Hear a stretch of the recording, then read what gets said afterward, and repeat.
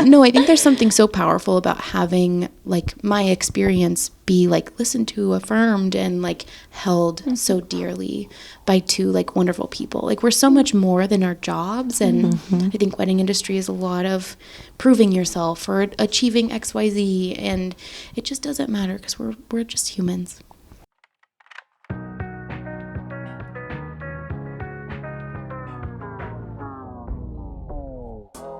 You can please some of the people all of the time. You can please all of the people some of the time. But you can't please all of the people all of the time. Welcome to the People Pleasers Podcast.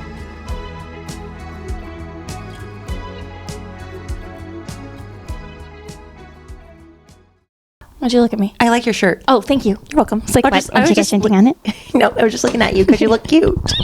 And I hadn't had this view of you earlier today, so I'm like, oh, she looks so cute. Oh, how's it going? It's great. Yeah? The sun's out at least. The sun is out. I didn't think it was supposed to come out at all this week. To be honest, I was rain. I was kind of feeling the dreary vibes. Kind of was too.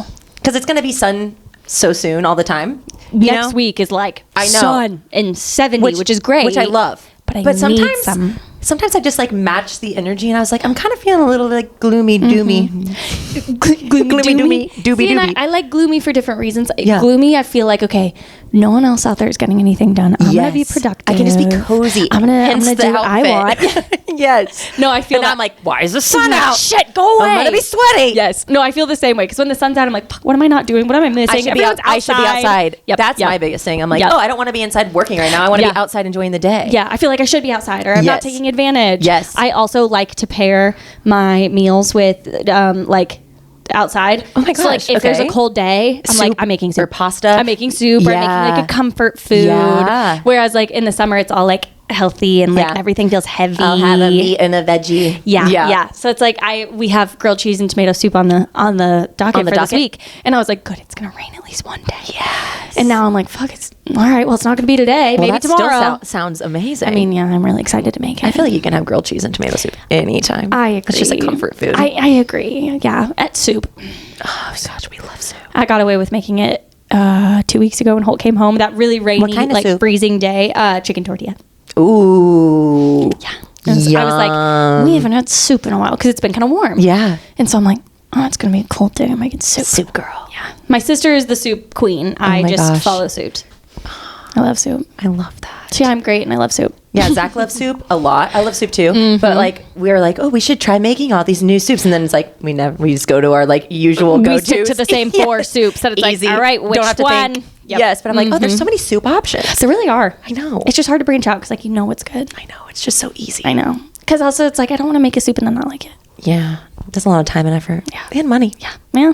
Groceries all the spices, all groceries the things. ain't cheap. No, they ain't. Welcome to 2025. I know. You asked for this. No. Anyway, how's your weekend? Yeah, you had a wedding. I did. My second one of the year. Good. It was good, all except one part. Yeah, please. I've been dying. You have gate kept this information for me, and I need to know what happened. Because I'm embarrassed. Yeah, she said the most embarrassing thing ever happened to her. The most this embarrassing weekend. moment of my career thus far. I know there's more to come. You fell. I fell. I know. Okay. So you know La Villa. Okay, first of all, is it La Villa or La Villa? Technically, it's La Villa. Okay. Because that's like the proper pronunciation of okay. that word. Okay. La Villa. Yep. You know the courtyard situation. Yes. So usually we're cocktail hours. The little are. step down? No. Okay. So cocktail hour. It was a church ceremony. So we're back. We're here. We're vibing. 140 people, I think. Okay. Everyone is here at this point. It's like maybe 10 minutes before we're about to go inside. Mm-hmm. There's people upstairs. There's people downstairs. There's people everywhere that like the servers like can't get through. Like there are so many people. Yeah. So I'm at the bottom of the steps by the bar and my bride's upstairs. And she goes, Grace, wants a photo? And I said, yeah, sure. I turn. I am halfway up the stairs. I eat it on the stairs. No. Were you high enough? My camera. You were high enough that people could definitely see. Everyone. It was a collective. Ooh. Oh no. And there were people at this wedding I knew. Oh, Grace. People from college. Oh, did you hurt yourself? Yeah. No. Oh. Oh my God. It's actually getting better. She has a big bruise on her knee. I for hurt those myself are not watching. and I hurt my camera. Wow. Yeah, and Okay, it was so one of you those where I broke like what? immediately Your get lip? up. Yeah. Yeah, piece like 2 things. They're sitting over there. Broke off of my camera, and I was so ready to get out of that moment because everyone was staring at me and like laughing, and I get it, haha. Yeah, people fall. That's It's fine. funny. Yeah, ha ha ha ha. Sucks. But the pieces of my camera that broke off, I left, and I just ran up those stairs. Get me out of here. Get me the fuck out. People are looking at me, and the sweet bartender was like trying to tell me like there's stuff, and I'm like, I'll come down and get it. Just stop looking at me. Oh, wait till all these humans are inside. I'll wait till later. I'll assess the damage, and I had to go then take a group picture of people, and I'm just like, that was so funny. Ow! Oh my gosh.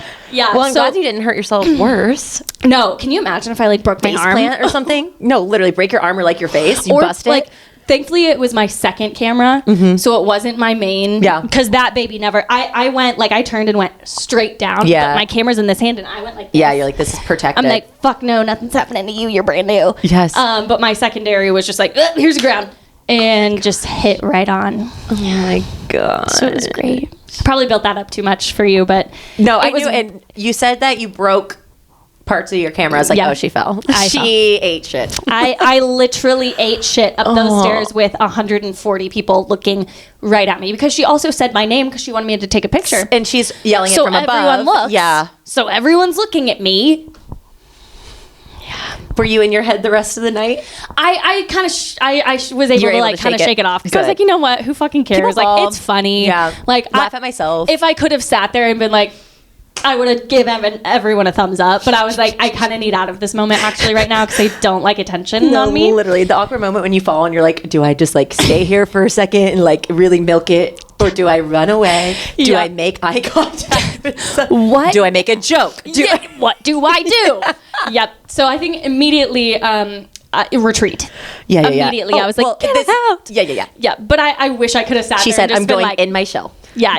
I am a turtle and I'm in my shell right And now. it's funny because my bride was like, oh no, I wanted you to take a picture up the stairs. I thought that would have been funny. And I was like, she goes, I'm sorry. I'm like, that is my fault, sis. That is truly my fault.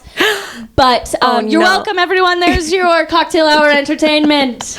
And on that note, And on go that inside. note, and on that note, bye. No, but everything else was good.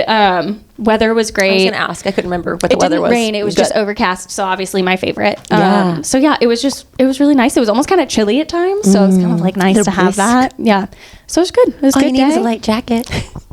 April 25th? What day was the wedding? No. Is that right? Was the 25th a Friday Let's see. or was it Saturday? I don't know. It was the 26th. Okay, I was like, I feel like the 25th was a Friday. close. So close, but Your like still favorite. true. Still holds true. Oh, I so love yeah, that was it. But yeah, now we're good. We're recovered. We're fine. My parts of my camera are still sitting over there. You know, we'll deal with that something later. about it. Yeah. Watch, I'm probably gonna go a whole wedding season without fixing it. You think? Yeah. So, because it still works fine? Oh yeah. Yeah. I got very lucky that it's not the actual like lens. If Right. it would have been my other lens, it would have been cracked. Right. Or just shattered. Right. The lens is deep down inside. So it was like, I don't know, the framing around it basically. So it just kind of looks janky if anyone wants to look at it. But then you have a story to tell for why. let me tell If somebody ya. asks. This is special. Oh my goodness. So yeah, other than that, good. Well, everything's I'm glad good. you didn't let it ruin your day. I did not. I'm proud of you. I did not. Yep, we're learning. We're growing. Yeah, good. It was my first wedding working with composure without you. Yeah. I told Claire that. I was like, I'm not gonna lie, I don't have Sarah today. I know, but Claire's Different. a good I second. loved her. Yes, Yeah. I loved it. It just felt weird being like, oh wait, this Yeah. is like everyone knew who you were. Yeah. And then it was funny because it was one of the day of coordinators. I think I said something and I said Sarah. Claire obviously knew what I was saying, and she goes, "You're Sarah," or like, "Our Sarah," and Claire goes, "They're the same. They're the same." She goes, "Wait," and she goes, "Oh, you're Grace." I'm like, "Hello." Yeah. That's where I got tutorial. I was like, "My Sarah? Yeah. She's mine." Yeah. I had her first. Right. I'm just kidding. It's true. But it was really cool to hear other people like talk about you because they then made the connection of like, How cute. I was like, yeah, it's I my loved Sarah. it. Just like I was there. It was like you were there. Yeah, it was fun. Sweet. Yeah. Oh, good. I'm glad it was a good day. Yes. All things considering. All things considered, we are fine. Just Yes. little stumble, little tumble. Little stumble, literally, but it's okay. Get back up. But you get back up and you keep on going. Keep on And I going. climb back up the hill. Yeah, you did. And then you went right back down because she said, you're not supposed to be up here. Exactly. So, yeah, I had a weekend off. Yeah, yay. Yeah. Good. I know. It was really good. Good. I'm trying to think anything That's noteworthy, the signs of a good which weekend. It was. when you yes. just are like, it was just nothing happened. It was just relaxing. Yeah. I wasn't feeling the best, but it was okay because I had no like major No obligations. obligations. Yeah. Good. So yeah, it was just good Good. to just chill with Zach. Yeah. Just relax. Oh, I binge watched You.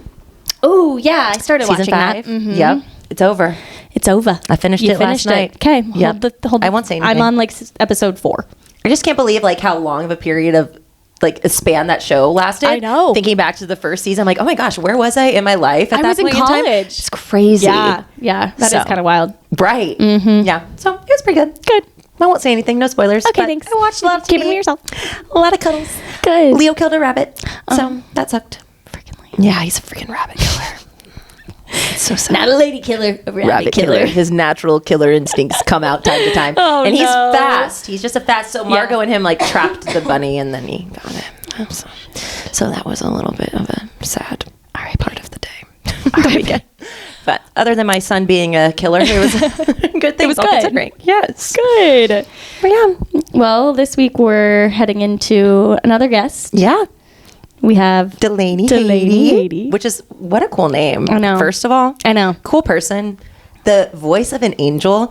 Listening back, we all were just like, we both matched her energy the whole time. Yes. And we are just like so soft spoken. And I'm like, who was that? My voice didn't go above a single octave. It stayed the same the No. entire time. I was like, Literally. I realized how calm I was. We were both so calm the whole time. She is so good at what she does. Oh, yeah. Yeah. So she's a film photographer and a therapist. Yes. So it was really cool talking to her about the different roles and the crossover between both roles. Yeah. And yeah, she's just awesome. She's just really cool. And she has some really good insight. She has a good experience. And she's just like she's just a good person. She sure is. She's a good person to talk to. Good Yeah. friend to have. Good friend to have. Yeah. I know. It was so great. So it was. I hope you all enjoy our conversation with Delaney. Yay. Welcome to the People Pleasers podcast. Today we have Grace and Sarah. And your host, Delaney Hady. Thanks for tuning in. That's all. And that's it. That was you're perfect at it. That would have taken me 10 more minutes to just say just those words. I think it's the amount of audiobooks, you know. Have you ever thought about doing that? Would you like read audiobooks? I think I would. I think I'd be good at it. I think You you'd would. be fantastic at it. Like a nice, soft. I think I have enough drama in me. You know when to emphasize when needed. Yes. I should have just printed off a whole thing and been like, read this. I really would. At the end, we'll come back. We'll come back Yeah. and I'll just have you read something because that was beautiful. Can you just like narrate my life, please? I'm your internal monologue now. And she's walking to the coffee shop for the 400th time this week. The breeze. The birds. The trees. Daffodils? Yes. I love that. Oh man, Delaney, we are so happy you're here. So happy to be here. Thank you for having me. Thanks for Oh my goodness. here. I'm so excited. You Me seriously too. sound like you're meant to have a podcast. I'm not even kidding. Yeah. I know we've been talking about this whole time, but still. We're just going to go ahead and add on to your career right now. Reads audiobooks and starts whatever podcast you want. I know that you don't have enough going on Destined. already. Yeah, I don't have enough jobs. Yeah. So I think that just makes sense for me. Yeah, I Queen agree. of projects. Yes, Totally. yes, absolutely. Which I am so excited because we kind of obviously know each other. We have some history. I know you guys haven't fully known each really. other really. I know. So I'm excited to dig deeper into all the things you like doing because you're like just like the cutest, coolest, thriftiest, fun gal. Thank you. Estate sailing is my personality. Can I come next time? Anytime. Yeah. Deal. Yeah. Done. Deal. I would like to come too. Perfect. I'll send the emails. Thank you. Yeah. We'll take that podcast episode on the road. Honestly, that would be fun. I do love what older women have to say and what they do. I want to see what they really think about. What are you guys spending your time doing? I honestly don't know. You know what would be a great podcast for you to start? Honestly, just having on women maybe 60 plus and just talking to them about life and then what they do during the week and just they're not giving a fucks. Yeah. I think that would be awesome. Again, 40s to 50s sound awesome. That sounds incredible. Yeah, we did talk about that this weekend. We were saying how I said I was excited for 30s and Delaney's honestly, I think 40s are nice. Right. And I'll never forget, one of our first interaction or one of our only interactions, really, you were like, so now, like, in your 30s, don't you just feel so sexy and just, like, you So know who you are? hot. And I was like, no, actually, I'm going through a sexy journey right now, and I'm trying to find that again, because I feel like your body changes so much when you hit 30, you know, just everything. There's so many life changes, and you're like, okay, who is this new version of myself versus this one that everybody else, you know, used to know? It's crazy. Including yourself. Exactly. Yeah. Reinvention. Yeah. I think we might have talked about my theory of hotness. Have we? Not with me. I would love Just to a hear. tiny bit, but I need all of it. Okay, me so more. my theory is that people are their most hot from 38 to 62. And I think it's that's that arc. And then from there, it's just like a gentle slope down. Like from birth on, we're going up. And you hit the middle of that 38 to 62. Damn. I love that. Like, have you seen true. a 48-year-old? I have. I'm like, I'm sure I have. I have, and it's nice. And they are it's hot. And I love Delightful. that. I love that take too, because it's like society wants to say that you're your hottest from like what, 18 to 24. 15 not even 30. 15 Yeah. to 21. Yeah. Yeah. Like, what is this shit? Right. That's right. still a child. Yeah, a little You're child. Still a child. I know. Yeah. Yeah. So many things. So many thoughts. So many things. So many thoughts. But I do love that. You told us that this weekend, and I've thought about that a little bit, because I think we've always, I told you, I have friends that are turning 30 that are kind of like either afraid of it or don't want to talk about it. And it's like, we need to embrace it more, but also it's like, who says that, kind of like how college doesn't have to be the best 4 years of your life. No. Your 30s don't have to be the prime of your life. Your 40s can be the prime. Your 50s can be your prime. Like, I honestly don't understand how the 20s are supposed to be your prime when you don't know what the fuck's going on. no, you're just literally just like, like going through life, Yeah. like going through the motions, trying Existing. to figure it out. Yes. Existing. And I understand times have changed, because like in previous years in the past, that was a different stage of life for people than the 20s are for people now. Yeah. So I get that. However, we need to carry that into the future of Yeah. the 20s, 30s don't have to be great. 40s can be awesome. Yeah, I feel like so much of 20s and early 30s is feeling behind. Yeah. Especially as women, constantly looking at what other people are doing or comparing. And I have so many clients who are in their 30s that are like, I just feel really behind. I should be doing X, I should be doing Y. And I don't know if it's necessary. Yeah. Agreed. Just societal pressure. Yep. Unlearning all of it. Yeah. Just such Aren't a we fun all? process. We all are. Unlearning Yeah. all the things. Yeah. Unlearning, relearning. I was like, Yeah. what? Blah, blah, blah. Did that make sense? No. It's okay. It's fine. Doing great. Well, I kind of we'll touch more on womanhood, because I feel like I have so many questions that we touched on this weekend. But first, Backtrack. Kind of how we always start of how we know each other, which I think is so funny, because you mentioned in one of our first episodes or something. No, I think it was when I was Mallory's episode.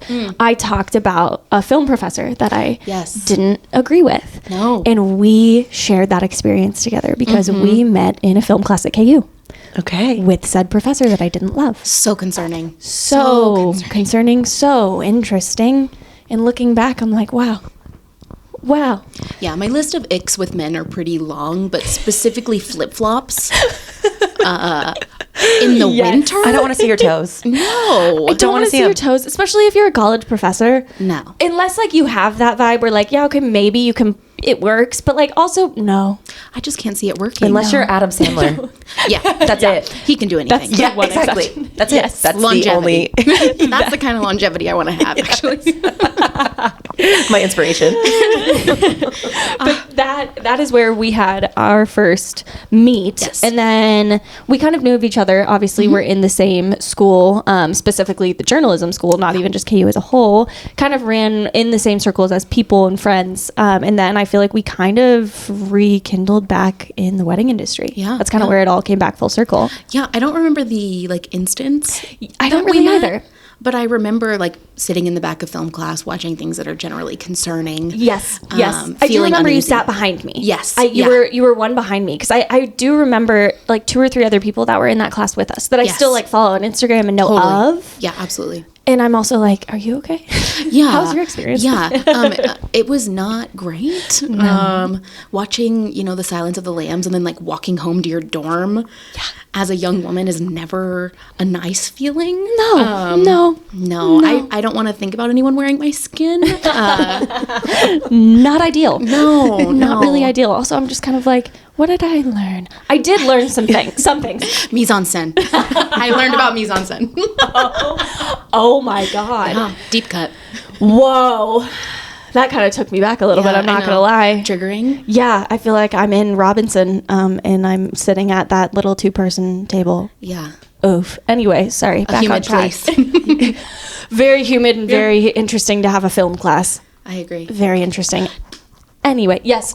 Do you remember rekindling in wedding era? That's what I was going to ask. I don't really remember. I always knew of you, and I had followed you, so I kind of like knew where life was taking you. I knew we were kind of in similar areas and stages, but I don't really remember when we really rekindled. I do remember when Hallie broke her foot. Yes. I texted to try to see if we all wanted to go over and like take her lunch or something like that. And that's when I do remember that I was like, wait, okay, I know Delaney's friends with her. I know Mal's friends with her. That was my first time looking for you in my phone, that I was like, oh, I still have her number. Yes. Yeah. That was like, that sticks out in my brain, that I'm like, I know who Delaney is, but I haven't spoken to her in probably like 5 years. Yes. Yeah. Something the kind like of like curse of Instagram, of like living adjacent lives, but not knowing much more. The depth. Yes. Yes. 100%. Yeah. That's honestly, that was it. It's like, I know she lives in Kansas City. She's doing well. I know she's married. Yeah. I know like 4 things. My 4 personality traits I allow online. Yep. I know 4 things. Yeah. 4 things. It's so accurate. It is. My brand. I do actually, this was prior to that. I do remember I ran into you at Billy's, and I originally was like, I think we just said hi or something. We saw each other for the first time in a very long time and obviously recognized each other. And we talked about getting coffee because I wanted to talk to you about film. That is when I remember like seeing you again for the first time and saying hi. Love. I do remember that. I was like, wait, I know there was another instance. We can talk about it anytime. That's what it was. I kind of took a back seat on that, but I always know that any question I have, you'll answer. Hey, it's one of my personality traits. So one of 4. It's a great one. Yeah. Okay, so enough about our relationship. I want to hear more about you getting into the wedding industry. So obviously we both graduated in 2020. Also, sorry, not to bypass, but I know you guys haven't fully met, so I didn't want to be like, so how'd you guys meet? Hey, we went to the gala and had fun on the dance floor. Yes. And after party. Yeah, it was great. Yeah. And that's it. That's all I need. Yeah. That's it. That is I'm so excited to learn more. So take the floor from here. Well, there's so much I don't know too. So I am kind of. You're welcome to ask, and I'll do my best. We're just gonna start peeling back now. I am an onion. I love it. She's an ogre. It's true. Personality trait number 4. I know. We'll get to them all. It's deep at some point. Okay, so wedding industry. So also, I should say, you were both in the wedding industry, and you were also a therapist. I am, yes. Yeah. So how did both of those things come to be in your life? Such a good question. Sorry, it's a little broad. No, I love it. That's okay. That's what we work with. I shot my first wedding, I think at like 17 or 18. Wow. Second shooting, thankfully. I can't fathom hiring a child for your wedding day. That's a choice. That is a choice. Different times. Yeah, and I loved it. I can remember being like that high school girl, like very similar to Mallory in some way, where like I would bring my camera. I started getting hired for senior portraits for friends or people older than me. I think when I was a sophomore in high school. Wow.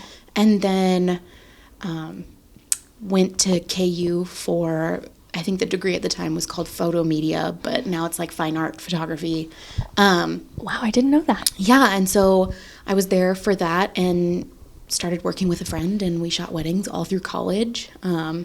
It paid for all of the thrifting and life, which I'm really grateful for. To have wedding money back in college? I know. So like 2016 through 2020, I was shooting a lot of weddings. Wow. Especially with a friend. Like, that's so nice to have 2 people. Yeah. And through that experience, I just like loved it. I think being a part of like the art world was a little difficult because there is more hierarchy. Weddings aren't necessarily seen as art, but I've worked through a lot of that on my own with other film photographers. It's nice because film photographers are like pretty pretentious, so I feel like I bridge that gap.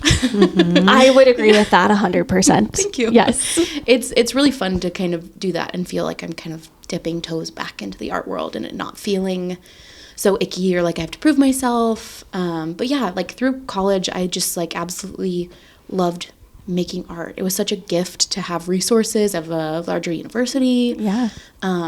Was in the dark room a lot, just made a lot of like weird, fun stuff. And then maybe after my sophomore year, I went to therapy for the first time. And it was so necessary. Some like pretty traumatic, disturbing things about my family kind of came out during that time. And I like really needed help. I found that I could not lean on my family for any support in that like kind of emotional area.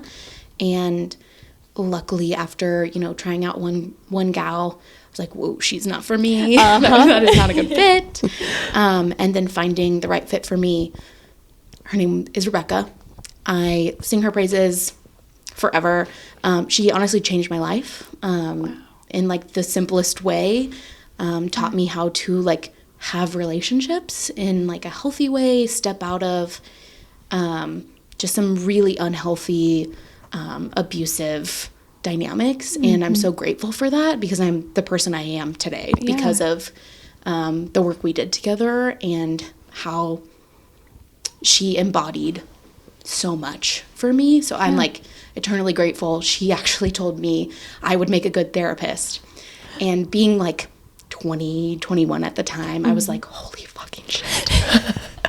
An adult told me I'm good at something. I got that praise. Yes. I was like, okay, clearly I have issues with authority. But yeah. I'm learning a lot.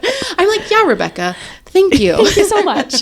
And so I'm very lucky to have a wonderful best friend who's a year older than me, and she was also going to school for psychology and is now also a therapist. Wow. So I kind of followed in her footsteps with Rebecca's urging to go to therapy school. And that was like right after college, like during COVID. So it was very interesting, crazy time. But that's kind of how they like came to be. Yeah. Here so we are. Therapy was never really kind of on the pipeline. It just kind of happened to you. Yeah. So also you said you understood and realized you needed help. Was that completely on your own, or was it from a support system that said, hey, I think you need to talk to someone? I wouldn't necessarily say it was a support system. Yes. But I like picked up the cues, like I couldn't sleep. I was anxious all day. I couldn't sit still. Like was just not well. At the time I had a close friend say that I was miserable to be around and she didn't want to be my friend anymore. And it like woke something up. Was honestly like devastating to hear that because I'm a very like go-getter kind of person. I had never really experienced the depth of depression. I'm more on the anxious side of things, so I didn't really understand. But having that kind of happen, I was like, okay, I gotta go. Yeah. Wow. Yeah. Were you scared? Oh, for sure, terrified. I think having grown up in a seemingly like everything's okay kind of family, like having all of your financial needs met, and then having like sinister, like ugly abuse happening behind closed doors, it kind of left me feeling this like there must be something wrong with me feeling, because everybody else was like okay with this. None of my family members were like helpful. Or like saying this is wrong, this is what we're gonna do. It was very much like oh shit, I have to figure this out, or like I'm not gonna be okay ever. And luckily with like the help of really awesome friends and like really loving and caring people in my life outside of that, I was able to like leave that situation and thankfully like really like rebuild who I wanted to be because I did not want to be like those people. Right. Yeah. Wow. So that was, you said, was that like a whole span of the 2016 to 2020 kind of time? Yeah. Was that like majority Yeah. of college was kind of when that was going on? Yeah, I think college, I mostly like, I mean, I had such a lovely, wonderful friends, and I don't want to like negate that whatsoever. I'm so grateful for those people. I'm still like best friends with my college girlies, and I like deeply admire and appreciate them. I think also having like such severe trauma in your life makes you feel other. Yeah. Makes you feel on the outside or like weird for having like all of this shit happen to you. Yeah. And come up like over and over again. So I think I just got tired of being the one that's like not okay. Yeah. And like needed someone outside of that so I could actually like fall apart. Damn. Yeah. At 18, 19, 20 years old, I mean, Transformative that years. time of year, or that time in your life, whether you're in college or not, it's such a transformative and crazy time. So I can't imagine then really going through and dissecting all of that at the same time, but also how powerful to like realize and recognize that at the same time while you're going through it, of like, wow, I need to deal with this head on. I need to, in order to be the person I want to be, but also just be better, get better, feel better. Yeah, totally. Wow. Yeah. It was intense. That is I know. so intense. I'm It was just, really I intense. hate that you had to go through all of that. But again, it's like now you can take your experience and you can relate to your clients. Yeah. Okay. I was like, your clients in that way too, you know, because you're like, I get it. Yeah. Girl, I get it. They will never know how much I get it. Yeah. Right. But I get it. But Right. it shows by how you can help them and talk to them. Yeah. I'm sure. Totally. Damn. You see things in a different way. That's for sure. You said that the first therapist you met with was, No. Tell us more about that and, you know, just the process of making that first appointment and then making the second one and finding Yes. one that really stuck. Yeah. I think being a very distraught and like traumatized like 20-year-old really did not lend itself well to finding a therapist who like I vibed with. So I think I saw the first woman after like looking up on Psychology Today or something. We met, she diagnosed me all within I think 3 sessions. And then I walked away. I was like, okay, I have OCD. I have PTSD. Okay, well, yeah, all right. What am I supposed to do with that? Yeah. I have this information and nothing. Now I'm labeled. Yeah. I'm labeled. But I'm not. Yeah, and I'm not like, I'm not felt. Yeah. She did not feel what I was feeling. It was very cold. It did not work. And then also being like a college student, like it's not that this trauma like took over everything. It just kind of seeped its way slowly into things. Yeah. I still had like really great friendships and fun, and there was so much nuance, but I think there's so much masking that women have to do with their pain that I was like busy proving myself elsewhere that this pain wasn't going to define me or like take away from my life. So yeah, I like went away for the summer to work at a summer camp, and then like I have an interesting relationship with church, but this was like a church camp situation. I since do not do church things, but I think in this way, like church was really a vehicle to like let me talk about stuff, let me feel stuff, and I really appreciate and admire that still. Yeah. It's just not for me anymore. Yeah. With the systems I see and how it impacted me in the long run, I think. Yeah. But I went to this camp, worked for the summer, and like really got to share with people. And you share with other 22-year-olds that shit's bad. And they're like, she's that kind of girl. Like she's a pick-me. Like it didn't necessarily feel like that then, but now I'm like, oh wow. I let a lot of people have pieces of me I wish I didn't. Right. But you were just doing the best that you could, and you needed help, and you were trying to get that from other people. Totally. Yeah. Totally. And I think that's a really lovely way to make it set well with me, because that part sometimes hurts still. But I came home, and it was probably like the fall, and a person I knew referred, Rebecca, and I reached out to her, and I went and sat in her office, and I was like, oh yes, this is gonna be This is it. so much better. Like I felt seen, I felt understood. Like she really like listened to me and didn't like pathologize me or immediately diagnosed me. I don't think in our time together at all we even spoke about diagnosis. That wasn't the best way for me. Some people that's helpful, and later down the line, knowing about OCD, that was really helpful, put some words to previous experience, and same with PTSD. I just didn't know that could really be a thing at the time. And so in seeing her, I feel like I just really became a person again and like differentiated from my family. You don't realize how much seeps in with other people's values when you're growing up until you have to like dismantle and like realize those aren't your values. Yeah, no, those aren't mine at all. And really it took years. And into like after Mark and I got married, when I was finally like, hey, hands off, I'm out on this. Yeah. But it took time. So I saw her for like, almost 3 years. Wow. We did some intense work together. I still appreciate her. And like later down the line, my best friend actually worked for her. And they still have their practice, and that's happy awesome for them. Yeah.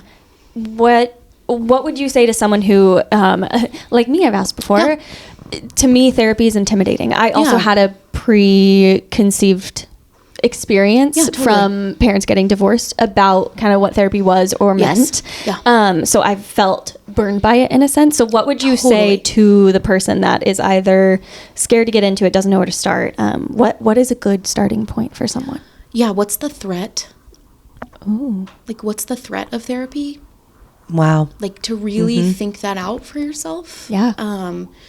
And really, like, what are your goals?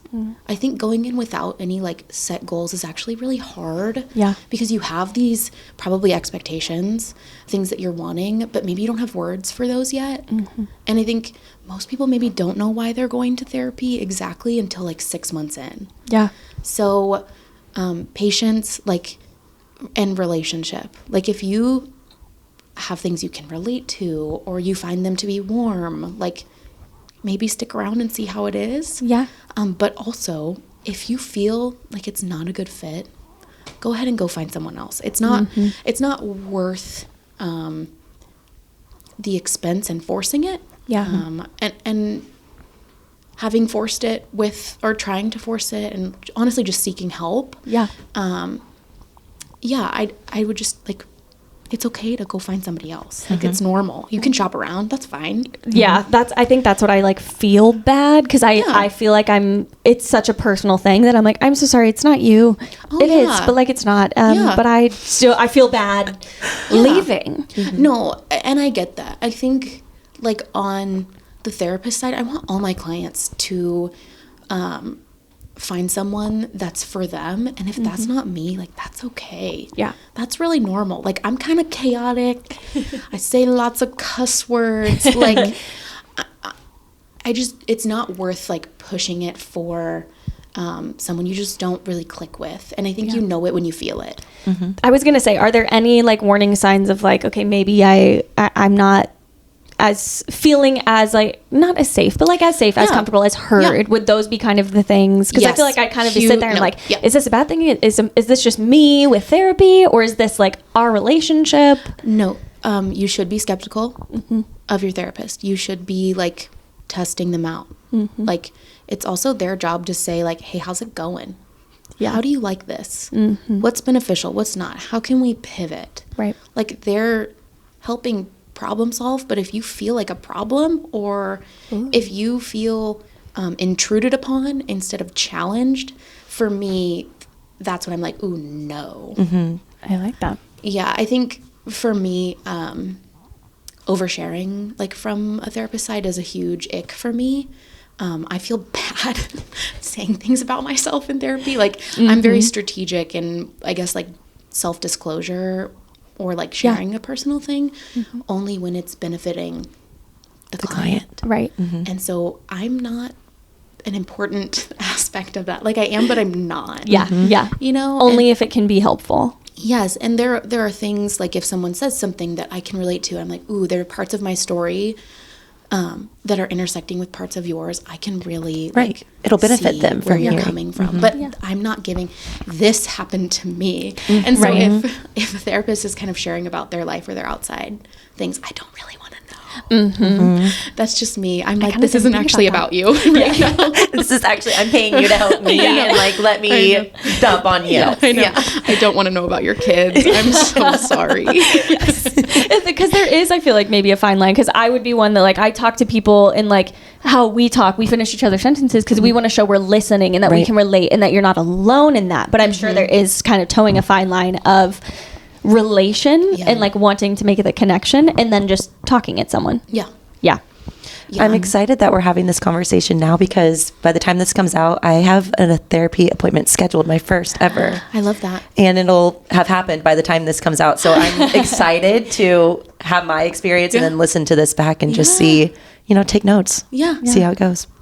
Don't think too hard about it. Lean into your intuition. Do you feel felt by this person?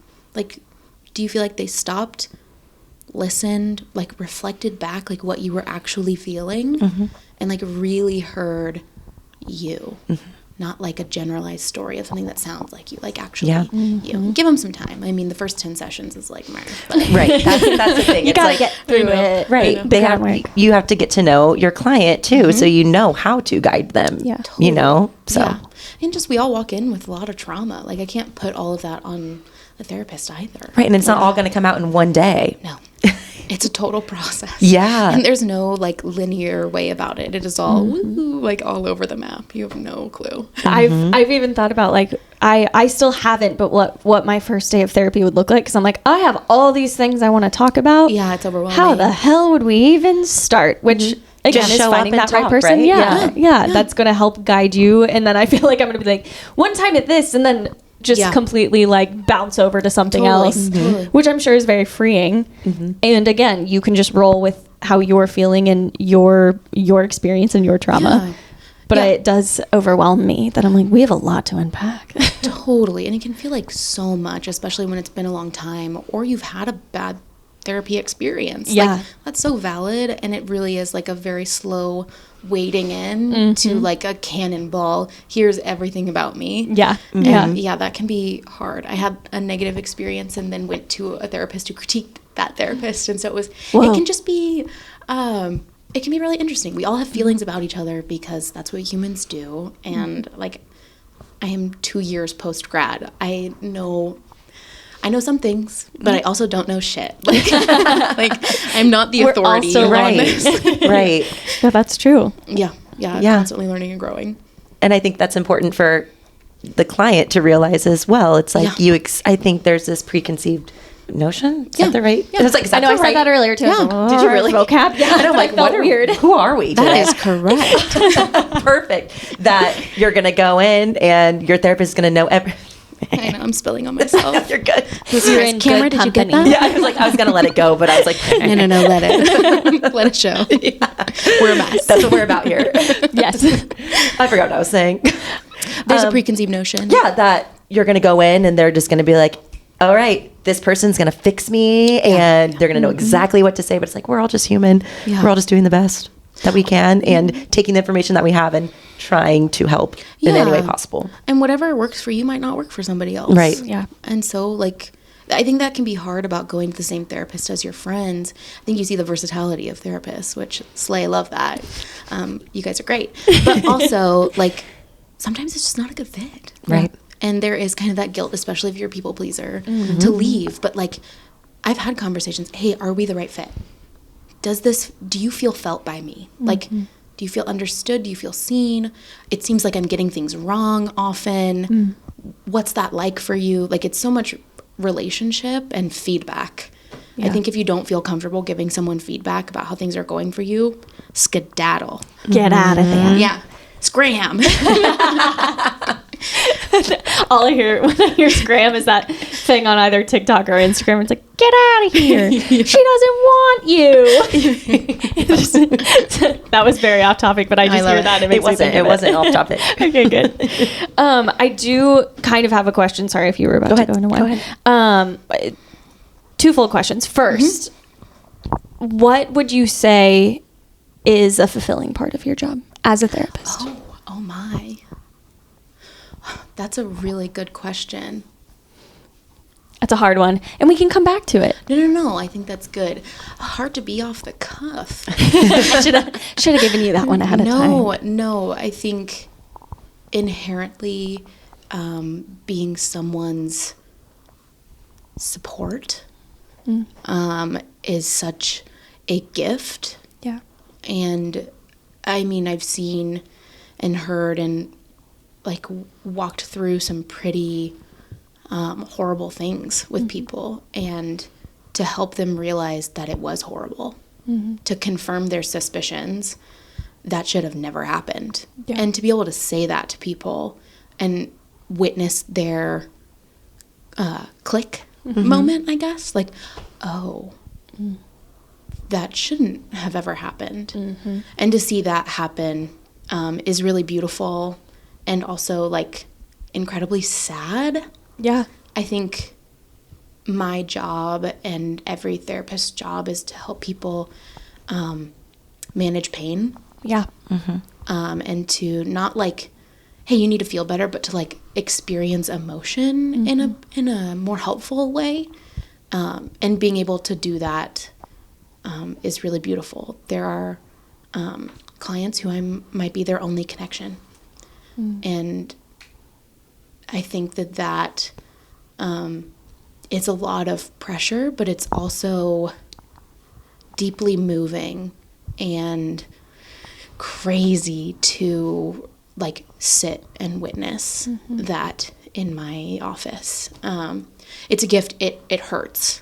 Yeah. But it also is so, I don't even know if I can put words to it. Yeah. It's just moving Yeah. to witness the resilience of people who've survived like massive trauma. Yeah. And I like respect them and like deeply admire them for their commitment to growing. Yeah. And with it being such an emotionally demanding role, how do you take care of yourself throughout all of that? Yeah, or how do you do that? Like disassociate, I guess, in a way? Not Separate, during, but like after. separate from myself. Yes. Yeah. It's a process. I definitely don't think I do it anywhere near perfectly. I get like, especially being a new therapist, I feel like I'm going to say I'm a new therapist as long as I live.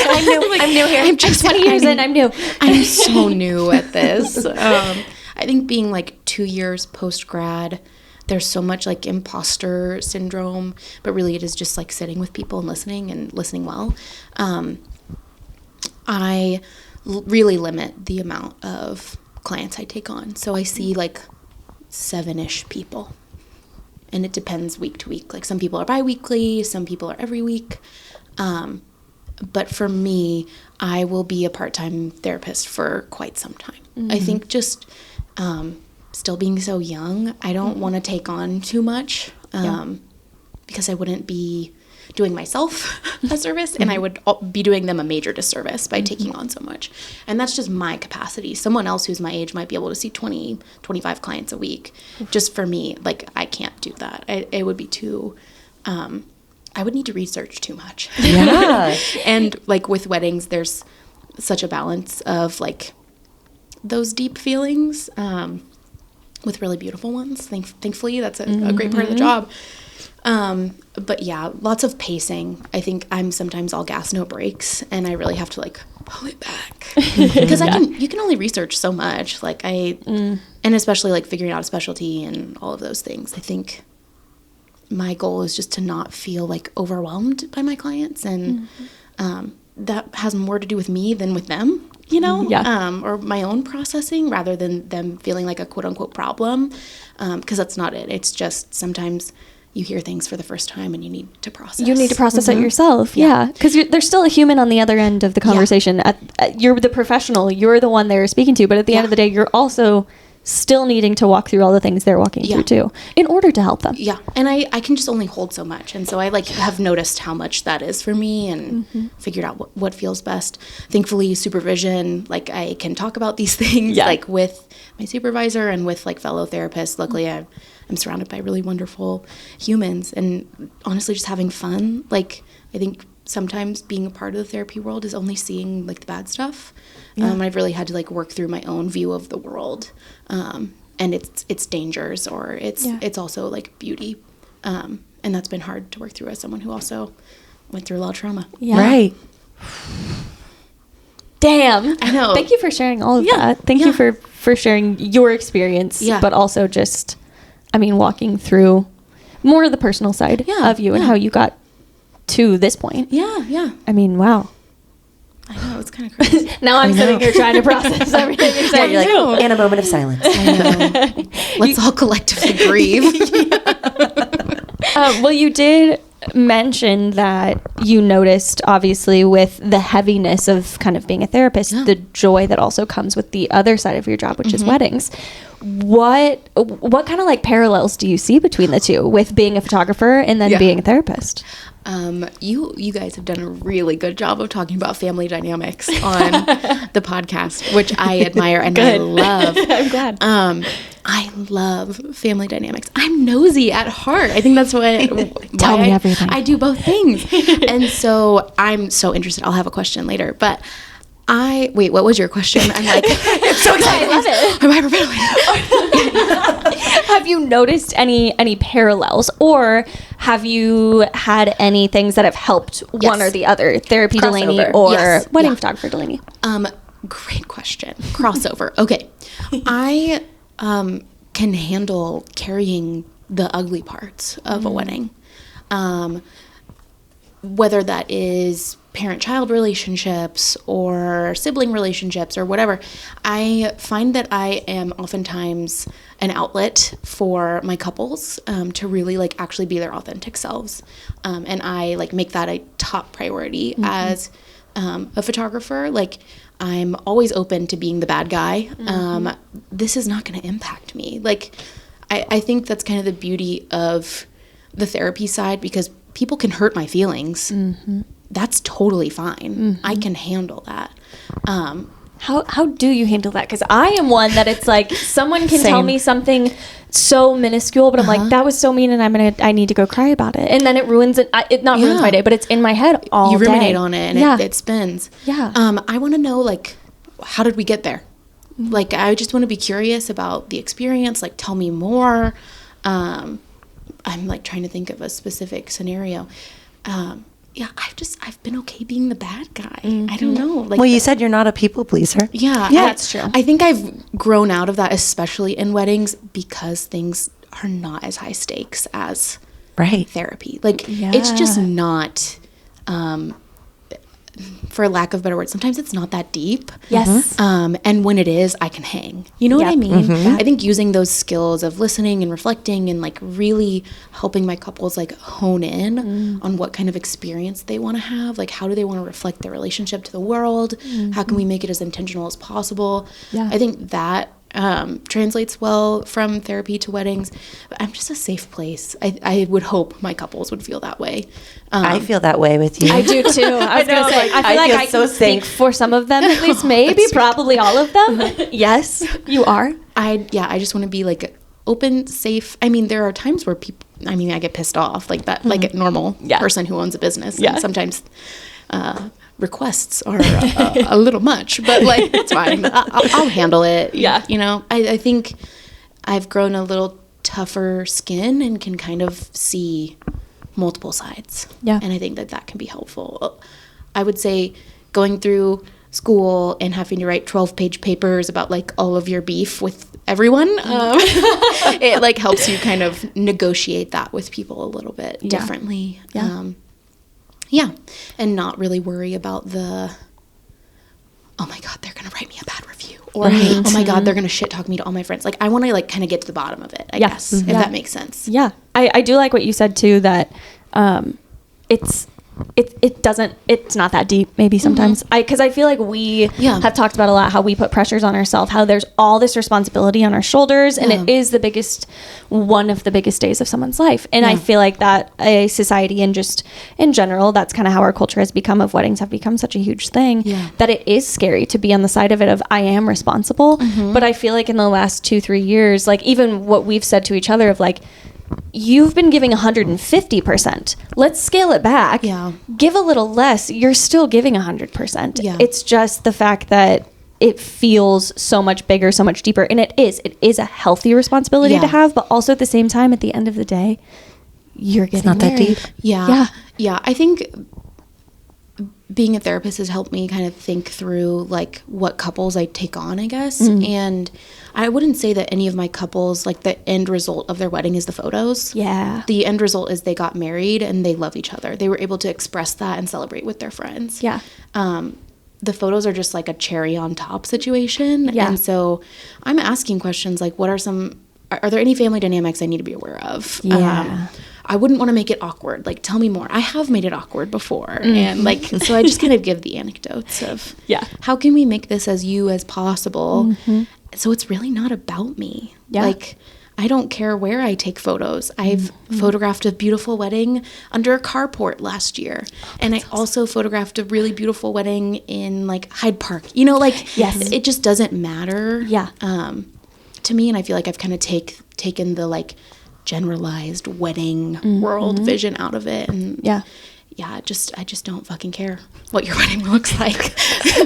Like at all. Because like, I mean, for people too, like, I mean, even vendors in the industry, like the beauty of a wedding day could be the tangible items, or the beauty to a wedding day could be just the two. Yeah. Just the couple, just the people. Like everyone sees it so differently, but that's what it is so hard to like it's kind of shoved down your throat. More so a lot of like the tangible and the photo side, that's what we see a lot. And it's like, there's so much more beyond that it is, I'm going into like finding the right client for you and the people that you vibe with. I mean, that's where it's so important, but it is kind of hard to differentiate. Yes. And you have no idea where people are at. And I think asking those questions about their personalities, like what kind of movies should I watch before I photograph your wedding? What kind of music should I be listening to? And like kind of getting into their mindset a little bit more. Rather than like, what are you hoping for like from your photos? And like, what kind of emotion do you want to experience on the wedding day? Rather than, do you want to do this trendy thing where the flowers are around your head? You know, like no hate to the trends, like do your thing. But like, I think there's this depth that is kind of lacking in weddings sometimes. Because there's this just like unconscious must do what everyone else does. Rather than really think through what a wedding means. Right. What it is.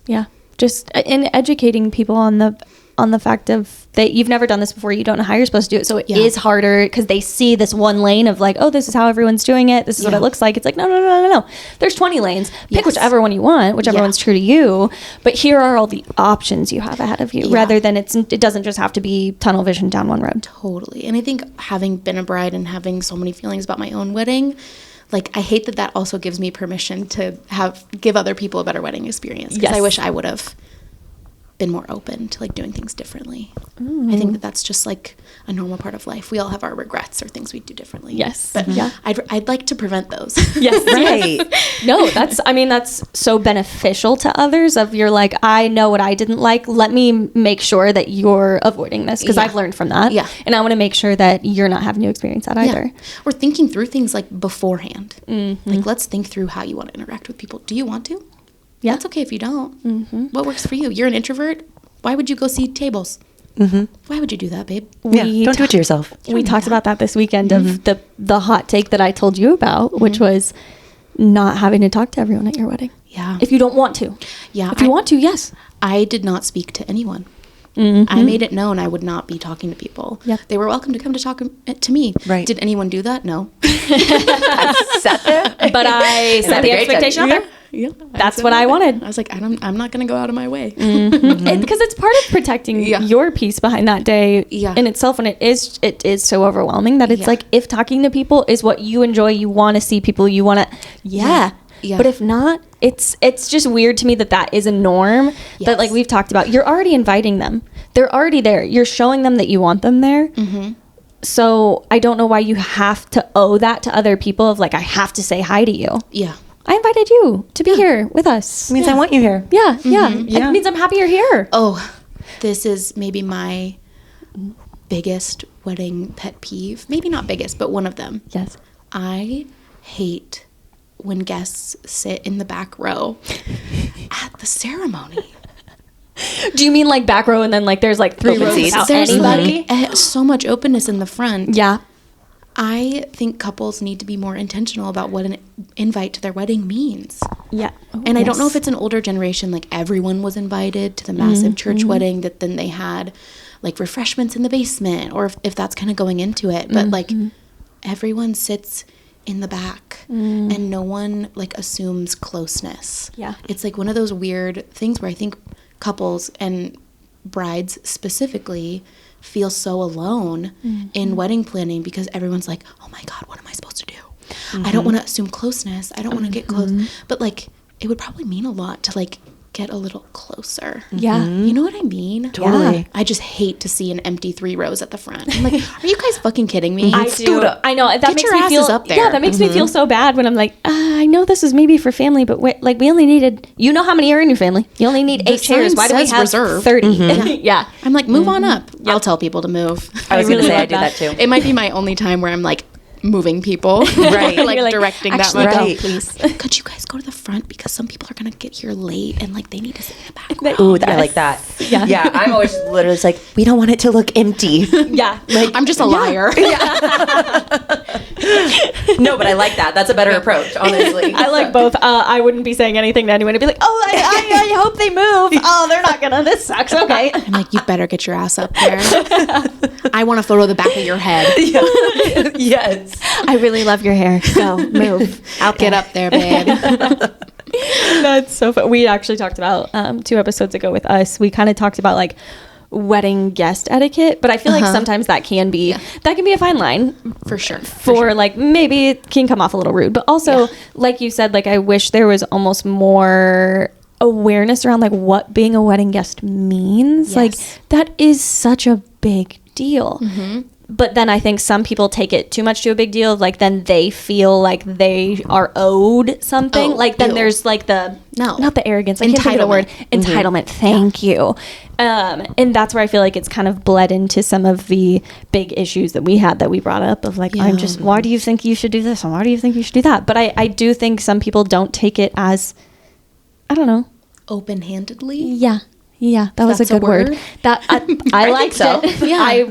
I was resonating with that. Yeah. Thank you. It is. It's a weird thing to kind of witness, but it's Yeah. made me be a different guest too. Yeah, and I'm for like, sure. oh, guess I didn't even realize For I was maybe sure. not taking this as seriously as it is to be here. Yeah. I should also respond to RSVP a lot sooner. For sure. Yeah. My goal as a guest is to be so immersed in the vibe. Yes. You did a great job with that. Fantastically. After being at a wedding with you this past weekend, I can say, yes, that is you. I'm like, Fully the couple immersed. wants to be on the dance floor. Great. Great. I will be I'll right be there with them. I will be hyping them up and dancing right next to them. Yeah, I I'll just appreciated be it. Loved behind, it. like, doing my choreography. It was so good. It was so good. Okay, sorry. Going back, Not sorry. Going back to your wedding. Yeah, you're not sorry. Repeat that again. Thank you. Because I interrupted you. Going back to your wedding, Yeah. you said there are some things that you would change. Oh, so much. Tell us. What are they? Okay, so to give you context, I was 22, planned a wedding by myself. Would I do that again? Probably not. But I feel like most couples will say this. My biggest regret is not having a planner. Like, my little tiny worldview at 22 was so different than it is now. And so I would definitely hire that planner and just be so much more intentional. I think I put so much hope that my wedding would heal like my family and would like forge these new connections that I didn't really look at who they were and who they actually like have been. And I gave them a lot of opportunity that ended up like really hurting me. And I like, I'm really sad about that. I think I like look back at my wedding and have so many feelings of like disappointment and things I wished could have been. And that goes into like, okay, what hope am I putting in a wedding? Like, what is it supposed to do? What is it supposed to be? And so if I could go back, I would not like give people that opportunity to like disappoint me, I think.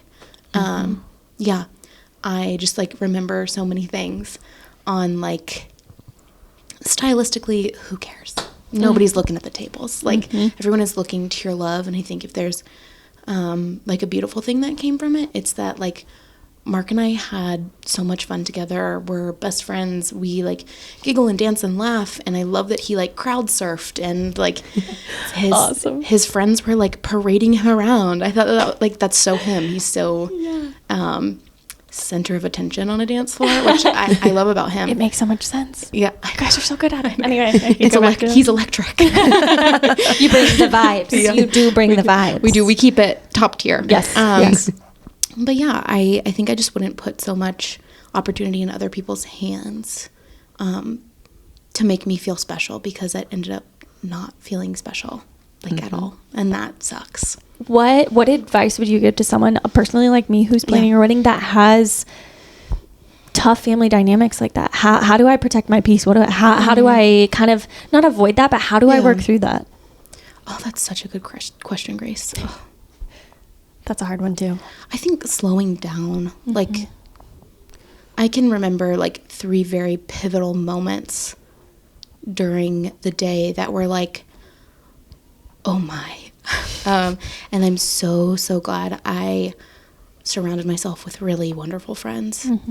I, on my wedding day, had a friend, because I was saying something about a family situation that happened. She looked at me, and I'm so grateful she did this. She said, Delaney, shut up, because you can't change it, and you're going to have a good day no matter what. And I'm honestly glad she told me to shut the fuck up.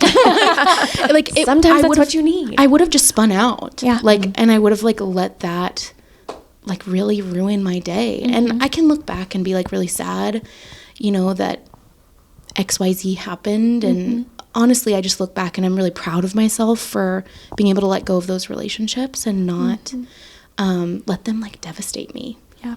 Like, I can be a different person, and I don't have to be the same human I was when I got married. That would be wild if I stayed the same for 5 years. Like, I would not feel really happy, I don't think. Yeah. Was your wedding kind of like because I guess, okay, so within the journey of you getting that help, recognizing, doing the work, especially through your trauma with your family, when did your wedding fall into that timeline? Okay, timeline wise, let me think. I started going to therapy 2017, and I think through like church, the role of forgiveness, I thought like, I can do this. I'll be really strong. I'll be a strong girl. And I think I just like leaned in, was like, I'm going to forgive my parents. I'm going to like lean into this. I'm going to be a good Christian girly. Unfortunately, that did not work. Is that what like you were told you needed to forgive rather than feeling it yourself? So you're kind of like forcing that on you? Yeah, it was a requirement. Okay. To be accepted, I guess. Forgiveness is just forgiveness. And so I got married in 2020, right before COVID happened. And so it was like 3 years into therapy, and I was like, I'm going to do things differently. I'm going to be able to forgive. It's all going to be okay. And then fast forward 2 years later, being estranged from your parents as like 2 years into your marriage, like that's shitty. There's no other way to 20s. Yeah, and there's no other way to go about that. And so, yeah, timeline wise, I think I just really wanted to be like a really good person, and I was really praised for being a good person who's able to forgive, to let go. And then the most helpful thing I like learned in therapy, my therapist said some things are unforgivable. Forgiveness is like not required. And I think that pushes up against a lot of people's values, especially in church. And it pushed up against mine. I was like, oh my God, what do you mean? Forgiveness, there are some things that are unforgivable. Okay.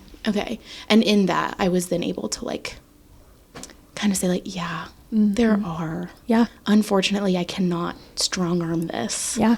And keep letting things happen, keep shoving things under the rug.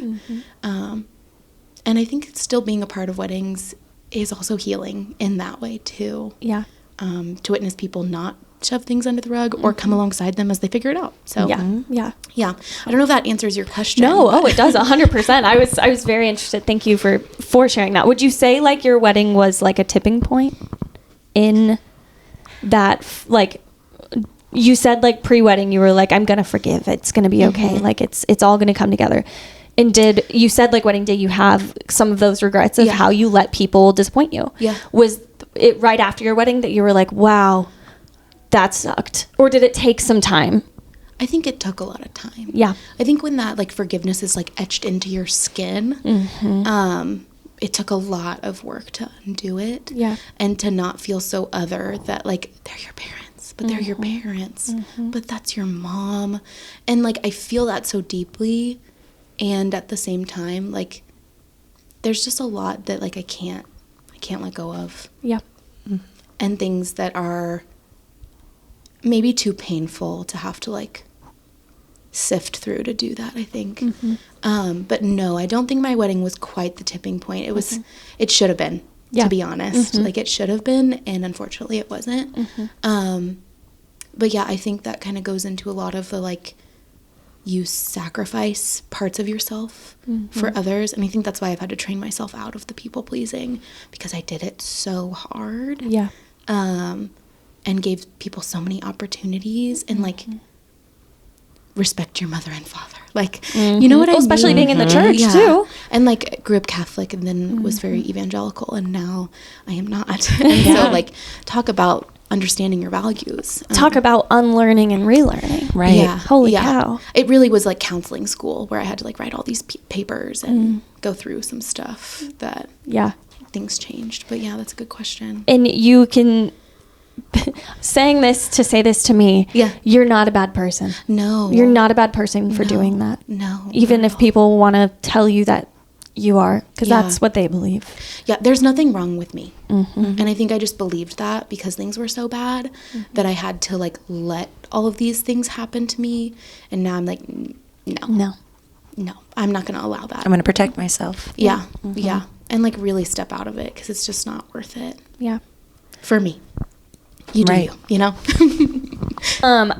I was telling Sarah I did want to bring up, you said so many good things this weekend. Oh, goodness. We hung out at a wedding this weekend. This is why I'm bringing this up so many times. But I literally in notes, like, Taking notes talked about at Mal's mid-combo. wedding, mentioned at Mal's wedding. Like, there were just things you said that I was like, we couldn't really go into depth at the wedding anyway, because we were doing things and we were on the dance floor. Yes. But there were some things, obviously we talked a lot about like womanhood and being a woman. And something that you said that I really loved was the blessing of girlfriends. Oh, and my God, how like how much of a gift they are, that you were Yeah. like, guys don't get this. Yeah, no, they how is that? Like, and you mentioned you have such a great group of women. Yeah, in your I've got life. a network. Love that. I'm sorry for both of you.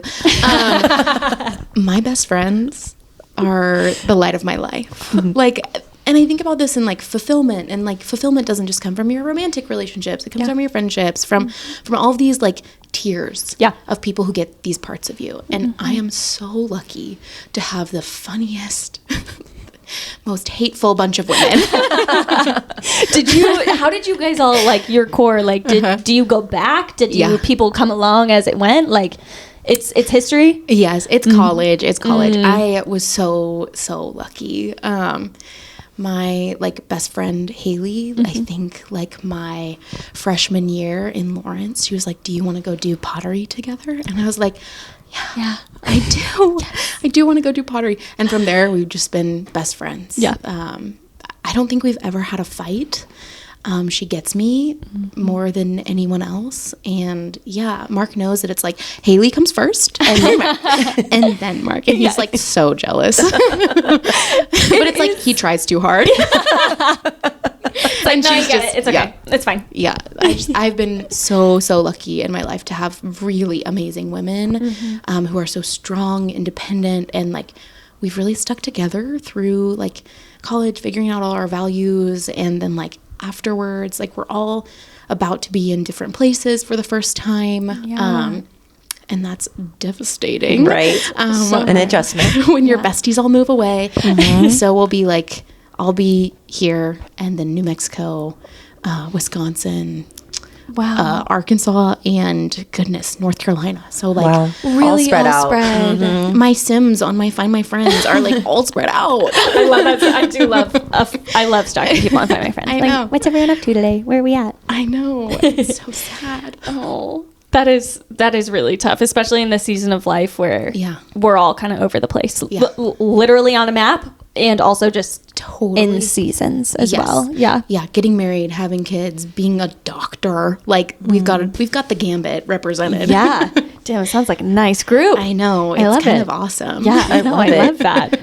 I'm just thinking because you're like, do you want to go do pottery? And you'd asked me earlier if we want to go do karaoke, and I'm like, can we be best friends if we go do karaoke together? Yeah. You're like, I'm not I'm leaving here. Kansas City. How much of Beyonce's discography are you okay with me doing? All of it, the entire start to Perfect. finish. Perfect. I'm in. So excited. Anything you throw at Sarah, she'll be like, yeah. Yeah. Yeah. Yep. Oh, I got you. Yep. You go. I'll harmonize. Perfect. There was more I think I wanted to ask with womanhood, but Yeah. I mean, for now that you guys are going to be all spread out, do you like, I guess, I don't necessarily know if you have any advice for how to like keep that strong connection since it's kind of happening right now. Yeah. But what do you plan to do to keep those friendships as Yes. strong Yes. as they have been? yeah. Yeah, How so- have you maintained that? One of my best friends, so I guess there's like a group of 6 of us. She's also in Chicago. And so we talk a lot on the phone. Insufferably so. Yeah, she is in nursing school. So like really whatever her schedule works. I think it's so nice being self-employed. And I'm sure you feel this too. I can talk whenever. Yeah. Like I can talk and edit. I can talk and, Walk. like do anything. I can really do anything. And I think that flexibility of being self-employed, like lends itself well to having long distance friends because we send each other links, shit talk, and, continue onwards. So I really just think like being available, I'll notice like if we're going through kind of a time where we're not talking as much, I'm like, oh, I need my friends. And I'm like more than comfortable at this point in my life, like calling me like, I need to talk about this. Because I need to talk about this. Yeah. And like just period, I guess. I'm really lucky to have like a very rich support group of a therapist bestie. Like it's heinous actually.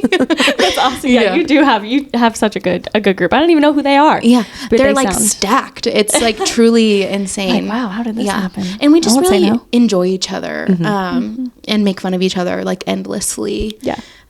But yeah, it's been lovely to like travel, see each other. One of our besties just had her first baby. So it's like kind of crazy to see each other become moms when like 4 years ago they were drunk in Barcelona. Like, we have layers. Yes. You've seen a lot of life together so Yeah. far, and still so much ahead too. But like already so much. Yeah, it's been such a gift to have people who like aren't afraid of me being in pain or like having I want to say an ugly moment, but it's not ugly, but it feels that way. Yeah. And none of them have, been judgmental or like weird or whatever about me, like going through stuff. Yeah. And so I'm lucky to have like loyal, funny, insane women.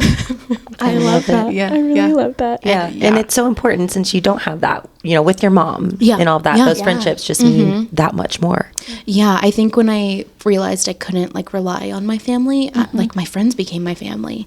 Yes. And like that like rich network of humans who can like support you so well, it just like turns into something really beautiful. I think there's like so much stigma around your friends being your family or your family not being your family. Yes. That it can kind of sometimes make you turn inward or like not feel like you fit somewhere. Yeah. And yeah, my friends, I'm calling them my family now. Yes. They are. Yeah. They are. My Your chosen friends family. never made me feel weird. They were simply supportive and like asked questions. Or if I didn't want to talk about something, they never pushed. So yeah, I was really lucky. There is something so powerful in like the chosen family. Yeah. In those friends. I feel the same. I feel like I've kind of sought out female friendships, especially all of my friends are mainly like older than me. I think because of that mother wound that I'm like, I look for kind of that older figure in my life. But then I look back and I've talked to my sister about it and she's like, look at the people you've surrounded yourself with. And I'm like, yeah, I love them. They are my people. I couldn't go anywhere without them. Would do anything for them. Yes. Yeah. And that's so awesome to have. And I'm so glad you have that. Yeah, I know. They're lucky. I'm me. They're so lucky I'm their friend. They're so lucky to have So me. good at planning parties. I will agree with that. Yes, you are. I curate a vibe and they get to experience that. I love it. Okay, here's a question. How are you so confident? Especially with your past and, you know, what you grew up with. Yeah. How did you get here? Oh, goodness. Well, I'm not really an astrology girly, and I do want to know what the astrology girlies think about this, but apparently I'm a Leo, and apparently that's a very Leo thing to just It's just innate. toxically believe in yourself. I think that might be like my best and worst trait. I think I can do anything. And, you know, I think just resilience. I think one, I had like a really wonderful person like who just happened to be my therapist, like really believe in me. Like, and I think for all of the negative, like my mom was a business owner and like built that, was very independent. I saw like their gender roles and like the division of labor, I think was pretty equitable.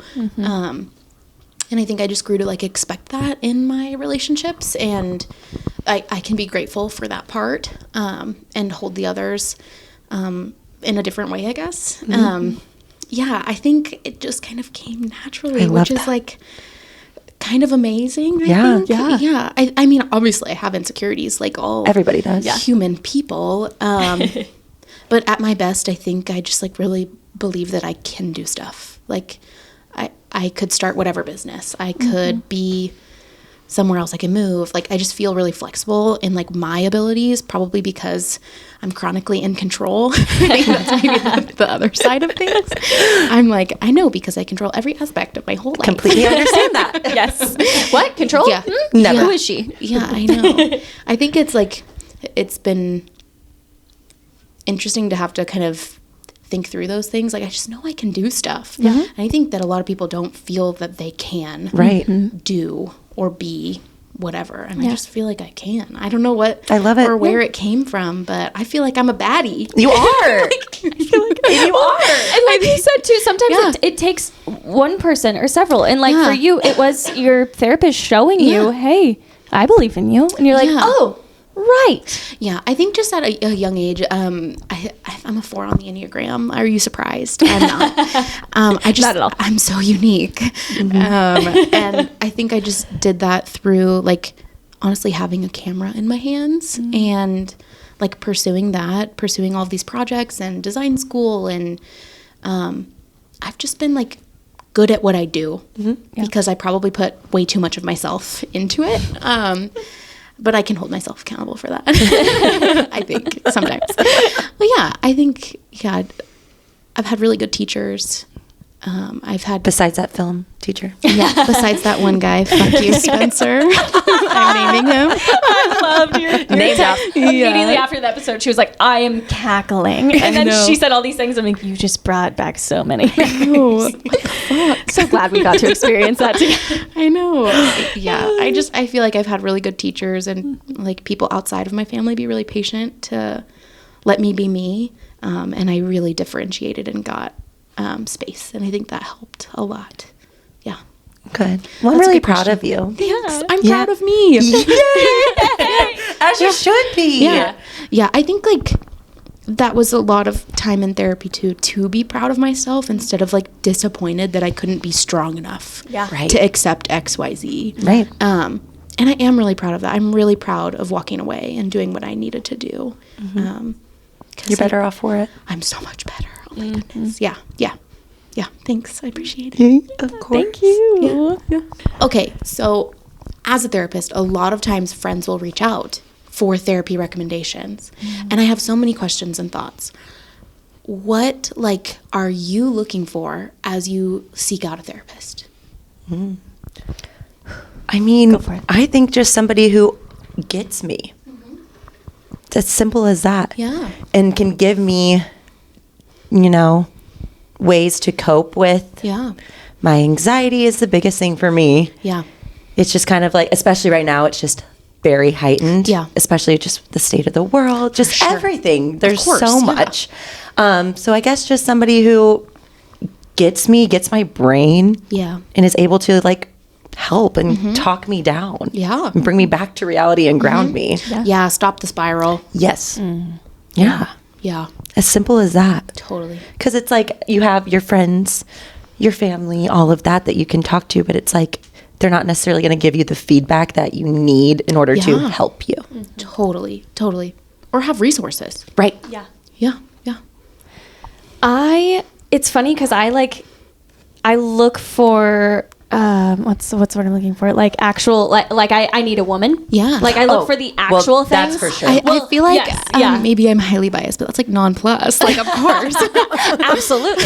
I look for specifically, like I look for a woman that's, again, more of that motherhood wound of I need someone older than me. I need someone that's maybe going to kind of not fill that space, but to me, that's like the comfort that I kind of need of being a little bit older than me, but not being too older. Still relatable. Yes. Somebody who feels like they've lived not a similar life to you, but grew up kind of in a similar Yes. you Yeah. know. I mean, kind of shares similar Shared not values. Yes, Yeah. but like shares values and shares kind of ways of thinking.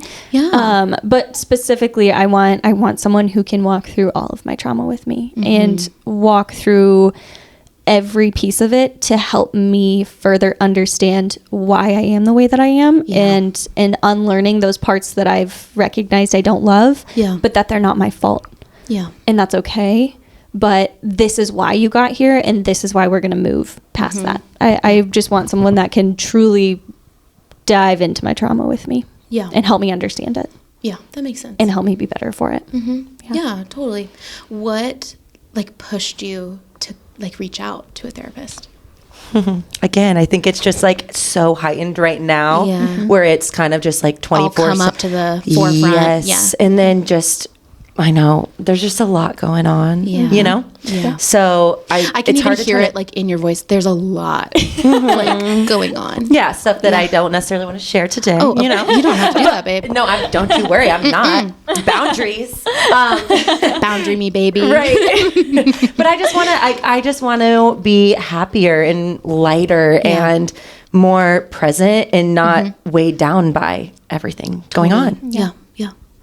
I think I've reached a point where I've done some of the work myself and with my sister that I've recognized like it's now at a point where it goes beyond me. Yeah. And I've done a lot of self-reflection, but I can't do the rest of this alone. And I've always known that. I think I just needed to kind of get to a point where I could handle some of it and process some of it myself. Because honestly, a lot of my trauma has come back to me in very triggered ways out of nowhere the last like 3-4 years. And that's been kind of hard to walk through with also walking through a deep relationship. Yeah. So trying to like help him understand me more when I don't even understand myself is when I kind of recognize that like, okay, I don't just want to do this for myself. I want to do it for us. 100%. Then I feel also, that. yes. And then going into, and now we're getting married. And if we choose to have a family, and I think the thing that's always been in the back of my head of like, I want to be, if I choose, I want to be the mom I want to be. And I know that my kid deserves to have someone that's knows how to talk about it, wants to talk about it, wants to go through it, because I want to be that for my child. I want to be it for myself. I want to be it for my marriage, but I really want to give my kids the best of me. Yeah. And I recognize that that means having those conversations and going through that work with someone else. And I'm excited and I want to. Right. And that's how I feel too. It's like we're trying to have a family and things like that. And I'm like, sometimes I'm like, how am I even like capable of like, you know, like, How do I do this? Yes. So, and I've done a lot of, like you said, like I've read every self-help book probably that you can possibly, like I know myself well enough that I feel I can express myself to somebody and they're going to be able to give me what I need. Totally. Yeah. I think you'll both be good clients. Thanks. Well, if it doesn't work out with this one I met with, I'm coming to you. She gives great recommendations as well. Unethical. I can't see you. Cross that boundary. No. But we can get coffee. Yeah. Totally. Not coming to you. I'll give you a really good rec. Thank you so much. I was like listening. I really love how you both spend like so much time like really thoroughly and respectfully like looking at family dynamics for both of your like couples at your weddings. Has that always been something you're interested in? Has that just been personal I guess, interest, or what influenced that?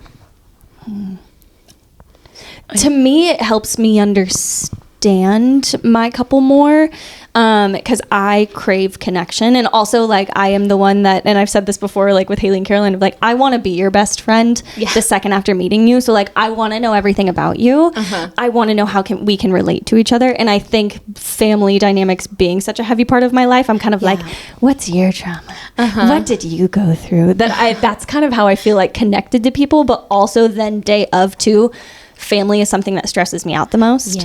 That's why I'm like, let me know everything so I can know what you want to kind of maybe be protected from, or what you want me to help guard your energy from. So that's it, kind of twofold of like, for me. As I want to be your friend, so let me know how I can support you day of within this realm. Right. Yeah, because I want everybody to have the best day ever. And I know that's not always possible, and there's lots of different factors that go into that, but I want to know that I've done everything I possibly can to give them. I don't want to say perfect day, because there's never a perfect day. As close to it as you can get. Right. I want them to be happy and present and not worried about what's going on around them. So I want to know all of that ahead of time so that I can manage that and, like you said, protect them in a way. And just give them the day that they deserve. The protector in me like recognizes the kindred spirit of like protecting other people's experience. And I love that about you too. Thank you. Thanks. I think it also goes into we both like to have control. I know. Like, it's also the control freak in so us. I can have control over that way every I don't, situation. Right. Right. Everything that someone's going to throw at me, tell me now. So I can prepare. That's the selfish side, but. But it's, again, that's protecting yourself. Yeah. Because it's already a lot for you too. It's a little, not triggering, but you know. Yeah. I don't like that word, but it can tap on things. Yeah. Just be a reminder. Yeah. That makes sense. You're asking really good questions. I know. Again, you should have a podcast. They don't want to hear this. This is now Delaney's podcast. Okay, we've talked a little bit about it, but how do you both handle the anxiety of like that came out of your mouth and now people are going to listen to it? I think it's not listening to it back. Yeah. I've thought about that. I don't think I'm going to listen to it. That's okay, and that's all right. Right. You don't have to. Right. We have to listen to edit it, but then we Yes. never listen to it again. I think that's so smart. And I do sometimes. I've stopped watching the video side of things because I'm more of for myself, it's more like, oh, I look a certain way, or that's what I'm working through. It's not so much of like, oh, I said that, because I've always kind of been a no filter type of girl. So it's more so just not watching it back. And because you'll drive yourself insane if you like nitpick every little thing and replay it in your head over and over. I, to be fully honest, and I told you, and I've talked to Holt about it, the last episode was the hardest for me because, and I said this to you, I'm like, I don't want people What to... episode? Sorry, with the boys? Zach and Holt's episode. Yes, I just want to make sure. Because I'm sure you've recorded. Right, I'm like, there's going to be a few more before this. Sorry, yes, Zach and Holt's episode was scary to me because I was like, I am sharing a very intimate part of me, which is my relationship, which not a lot of people know about. Yes, to an extent, people see the Instagram, but that's where also people think our relationship is totally different than what it really is. So I listened to it and I was like, are people going to think this? Are people going to think that? Because that is such a sacred thing to me that I'm like, oh, now people are just gonna open it to critique. Yes. And that scared the shit out of me. I mean, when you sent the document for me to fill out, I was like, Mark, how do you feel about me talking about our relationship? And he was like, I feel great about it, blah, blah, blah. And I thought about it for like 30 minutes and I said, no. No. That's for me. That's for me. Yep. I love that. Yeah. Especially like, if my clients hear this, I don't want them to hear new information. I'm like, that needs to come from me.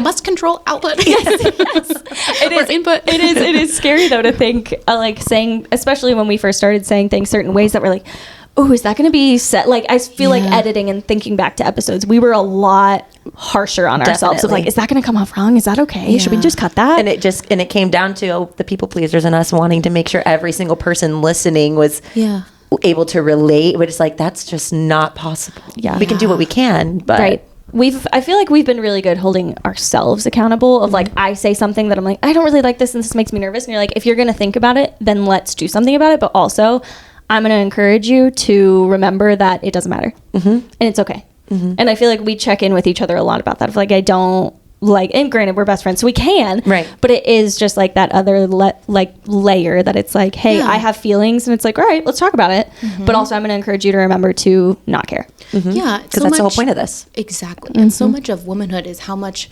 of me do other people get, because there's so much expectation and so much over functioning for other people, especially just in gender roles and relationship dynamics, or like you were parentified, so like you have been over functioning for probably a very long time, that it's just like the quickest, easiest route. It has to be hard to kind of release that. And going to like events or stuff for like the gala, I'm kind of like, what? I've never met them before, but do they think differently of me because of the notion, the preconceived notion they have based on the podcast, or do they actually know me? And they might not, but they might think of me as a totally different person, which has been something I've just had to let go. But I'm still battling that.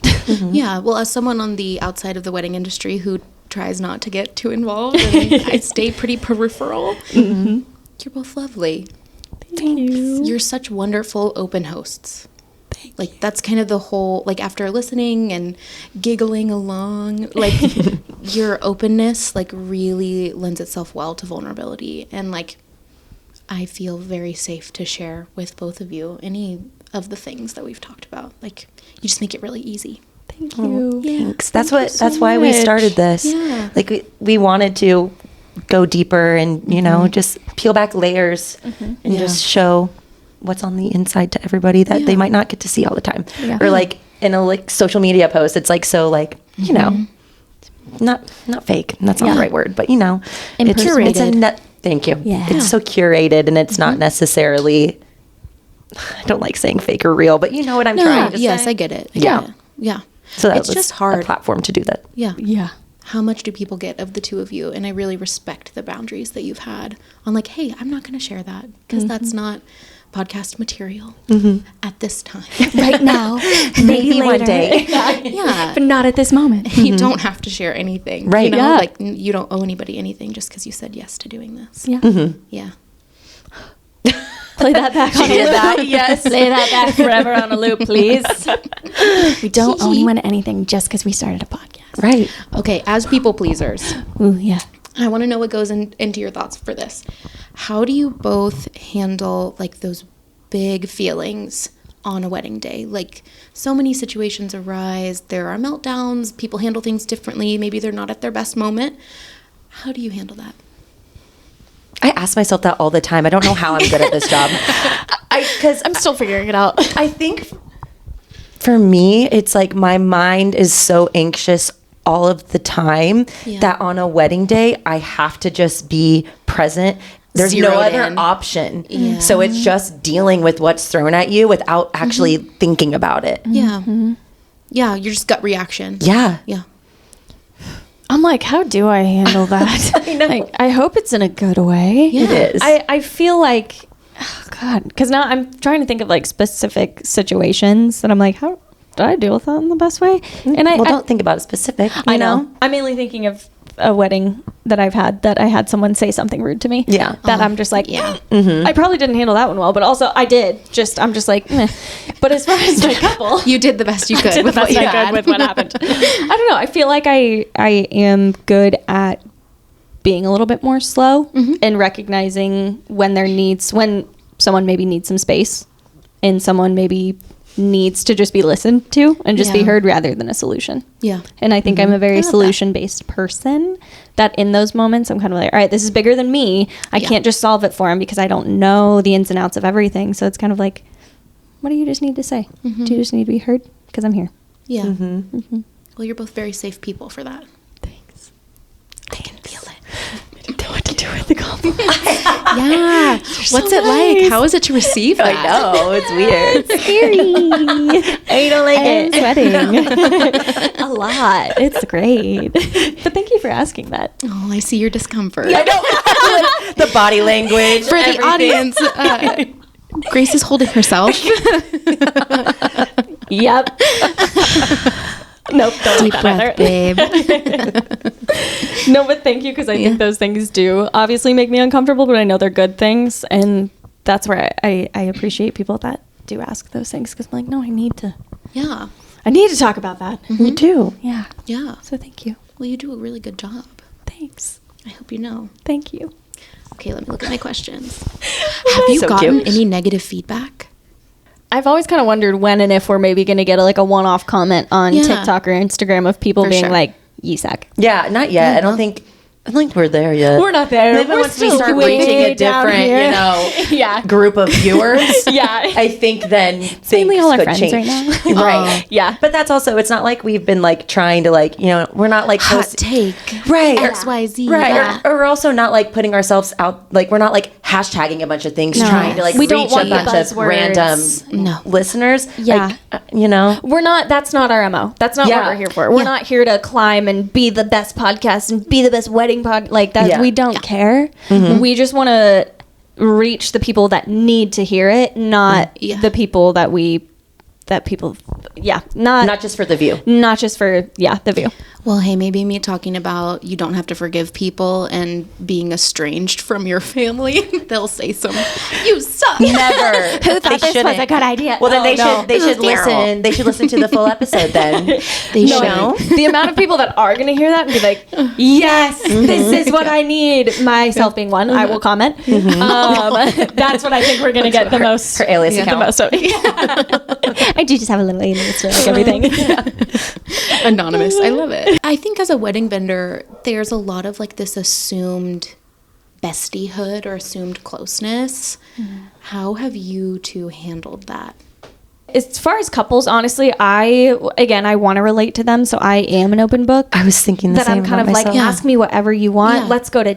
Holt and I have gone to Oh, I dinner love with so many of that. our Yeah. couples that they've become friends, and I think that just goes into who I seek out, and hopefully who then also comes to me naturally. Yeah. That I do kind of want someone that wants to get to know me too, because I kind of need that two-way relationship. connection. Yeah. I was going to say, those are probably my favorite couples are the ones that do want to know me on a more personal level. I love that. It makes for a better partnership. It makes for an open line of communication. Yeah.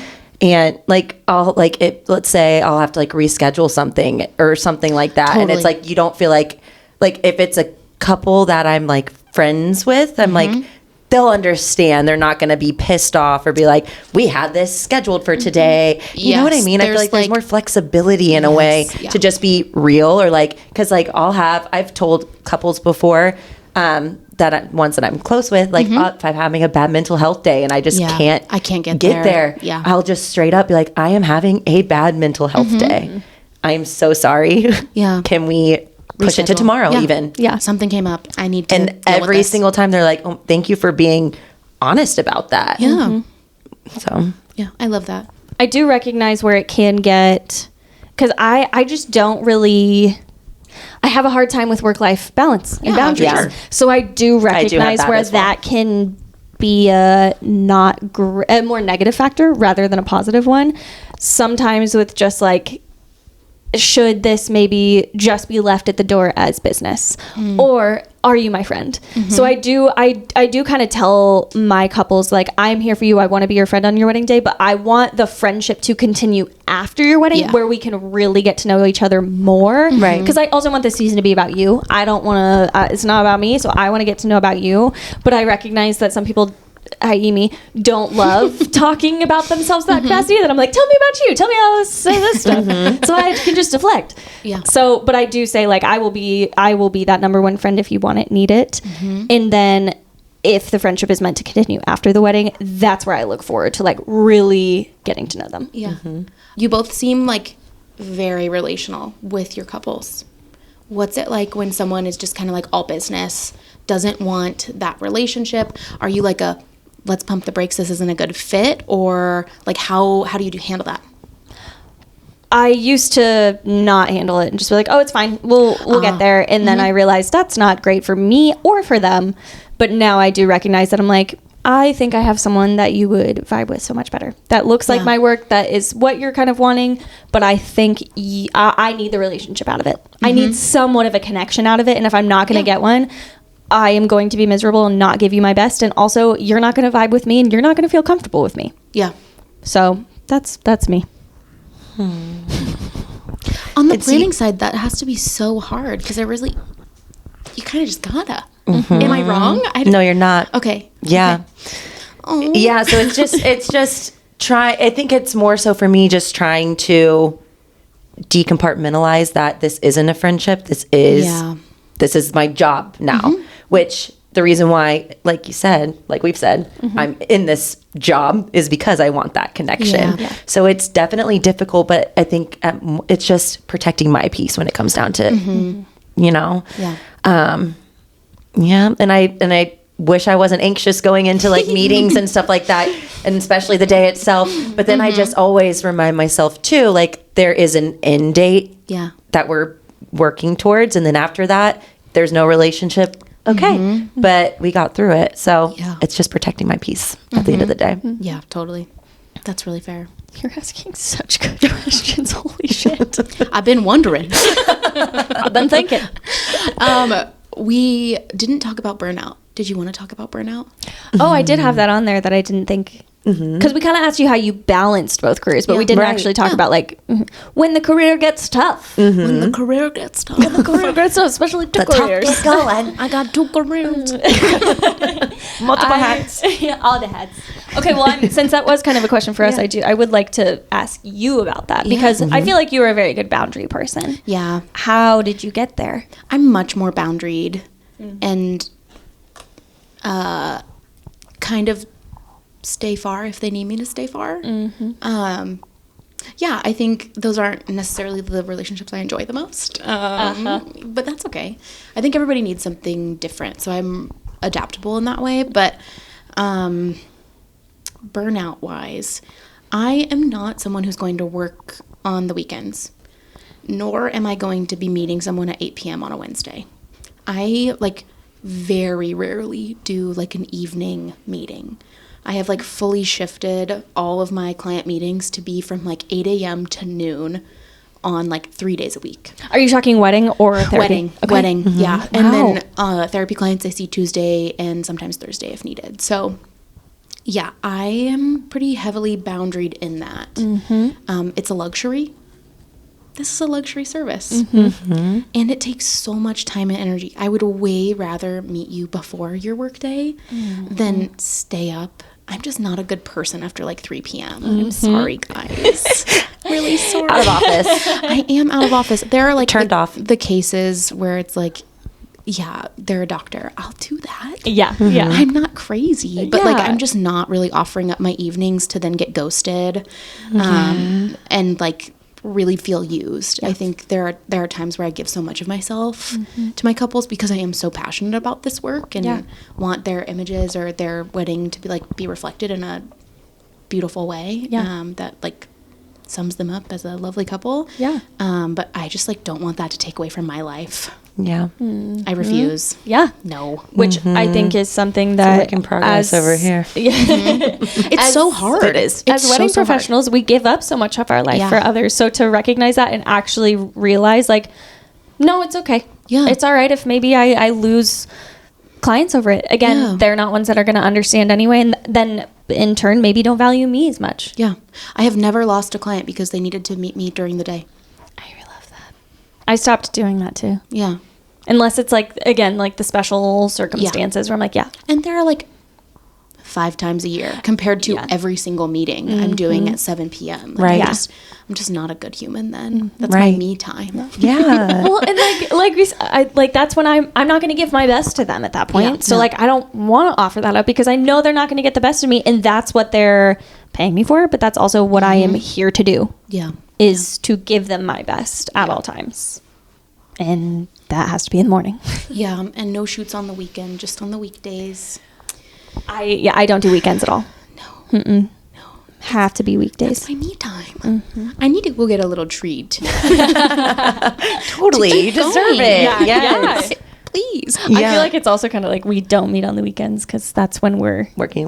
Yeah, 100%. But I feel like people have kind of gone away from that. But there Yeah. are some people that are like, a Saturday would be nice. I'm like, I cannot. Yeah, I I'm cannot. like, that will never be happening. Yeah, that will absolutely never happen because I'm either at a No. wedding or I'm actually being a human and enjoying my Saturday. Yeah, unless Just there's like you an want to. extreme, Yes. something, it's absolutely necessary. Yes, but, yeah.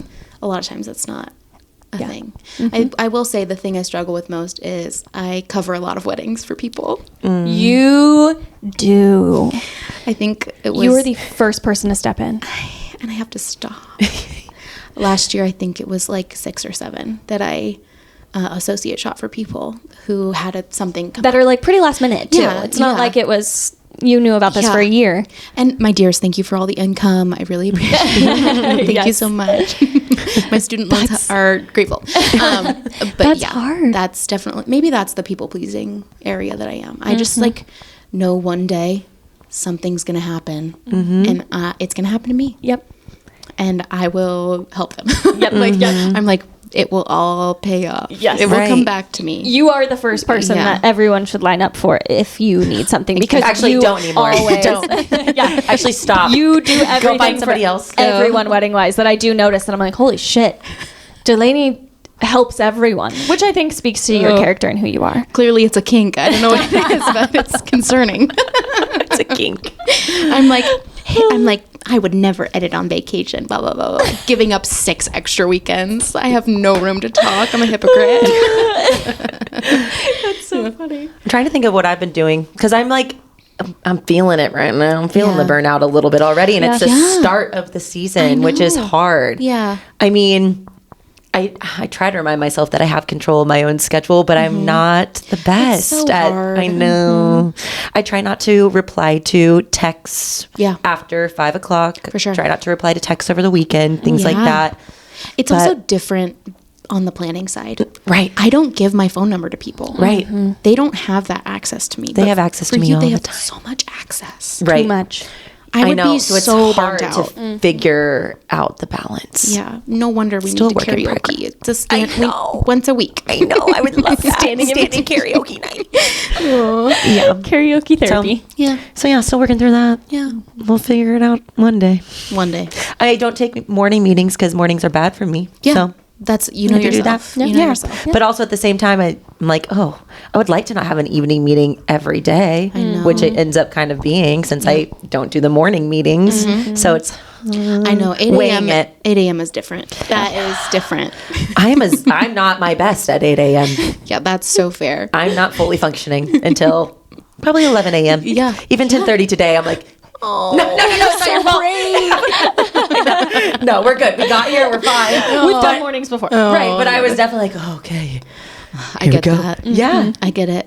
Because if someone asked me to do something at 3 p.m., I'd be like, Yeah, I know. And I'm like, I'm thriving at 3 p.m. Perfect for me. your best time of day. That's where my anxiety Yeah. is the worst. Yeah. I'm like, I have so much to do. Oh my God, it's 3 p.m. Yeah, afternoons are rough. Afternoons are that 3 to like 5. I'm like, yeah. Yeah. I don't know how I handle burnout. I'm still figuring it out. Yeah. I've done little things. I'm much more demanding with my schedule as far Yeah. as like I will not make an exception here. Demanding or boundary? I am that's Setting boundaries. better. I think that's a better word. Maybe for a it. reframe. I am much more boundaried with my schedule. Yeah, your I your time is give in. valuable. Yeah, I don't give in, and I don't. I it is what it is, and I think small things even in my email communication of like Yeah. putting it out there from the beginning and reiterating it. I'm like, Yeah. I'm gonna over communicate this as much as I can because A, it's for myself, but it's also to let you know, hey, nope, this is my boundary. Yeah.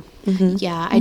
I'm just not at the point in my career where I'm going to take that many weddings. Like, That too. That was a big adjustment. like going from a year where there was 27 to 15 to 18. Yeah. There's just a different level of functioning, especially shooting film. Like you're just having to think about things differently. Oh gosh, yeah. Think about light differently and Yeah. your equipment and the like toll on my body of carrying 4 cameras around all day. Yeah. yeah, I just don't see how it would be possible for me to do much more than 18. Like, that feels That's even hard. Yep. even 18's a lot. Yeah. But then shooting all those other ones for friends, not carrying around all my film cameras. Amazing. Lovely. I was like, oh, I see how people can do this. Yeah. And it's great. Oh, great. That works for some Yeah. people. Oh, And totally. that's great for them because I also do like not love how people ask, how many weddings are you taking this year? And you Oh, say an yeah. amount and they're like, oh. And I'm like, that's still a lot. Yeah. I don't want to do 30. No. That sounds horrible for myself. Yeah. Yeah, that's just not for me. I'm not built that way. Nope. Right. We're all And built that's okay. Built differently. different. Wow. This was really fun. Thank you so It was so much. much fun. Thank you Wow. for sharing Yeah. with us. Yeah. Seriously. I think heart, you're going to your everything. Yeah, I think a lot of people will benefit from listening to Yeah. Myself you and your story, including. Yeah. including Grace. When I listen most back. importantly. Yeah. No. Yeah. If there's like one person that it impacts, then great. Like, Right. that's, I think we become better people by like sharing the hard stuff, sharing the good stuff. Yeah. And like, part of being human is also having things that like we feel shame or like embarrassed about. And Yeah. especially estrangement is one that is really confusing, especially like being a woman. I'm like built to connect people. It's like one of my greatest attributes is being a connector, and having this like major area of disconnection is really sad, but I'd rather share it, and you know, hopefully it impacts people in a good way, makes them think about their relationships, and not in a way like I have to be grateful because my mom doesn't suck or all yes, of that. yes. Like, there's no need to compare. It's just, how do you want to think about your relationship? How do you want to pursue it? Yeah. Hopefully that makes any amount of sense. It does. All the sense. No, it hits. Again, taking it all in. Yeah. All of it. I feel like an exposed nerve, but thank you for being present with me. Thank Oh you my gosh, of for course. saying yes to this. And also, I know it is putting yourself into a tough spot, like vulnerability wise, of like, what do I want to share? Am I comfortable with this? And thank you for doing that and being open to it and putting yourself kind of in an anxious spot about it. I know you had the anxious dreams. I did. Thanks for I was putting so yourself through anxious. that for this. Yeah. Thank you. Was it as bad as you thought it was going to be? No, I'm just kidding. She's like, get me out of here. No, it was not bad at all. I feel so safe. They didn't tell me to say this. I was not against my will. Yeah. No, I think there's something so powerful about having like my experience be like listened to, affirmed, and like held so dearly by two like wonderful people. Like, we're so much more than our jobs, and I think wedding industry is a lot of proving yourself or achieving XYZ, and it just doesn't matter because we're just humans. I love that. Yeah. Amen. That right there. And that is the end. That's on womanhood, wellness, and weddings, bitches. That's all we got. Kansas City wedding vendor.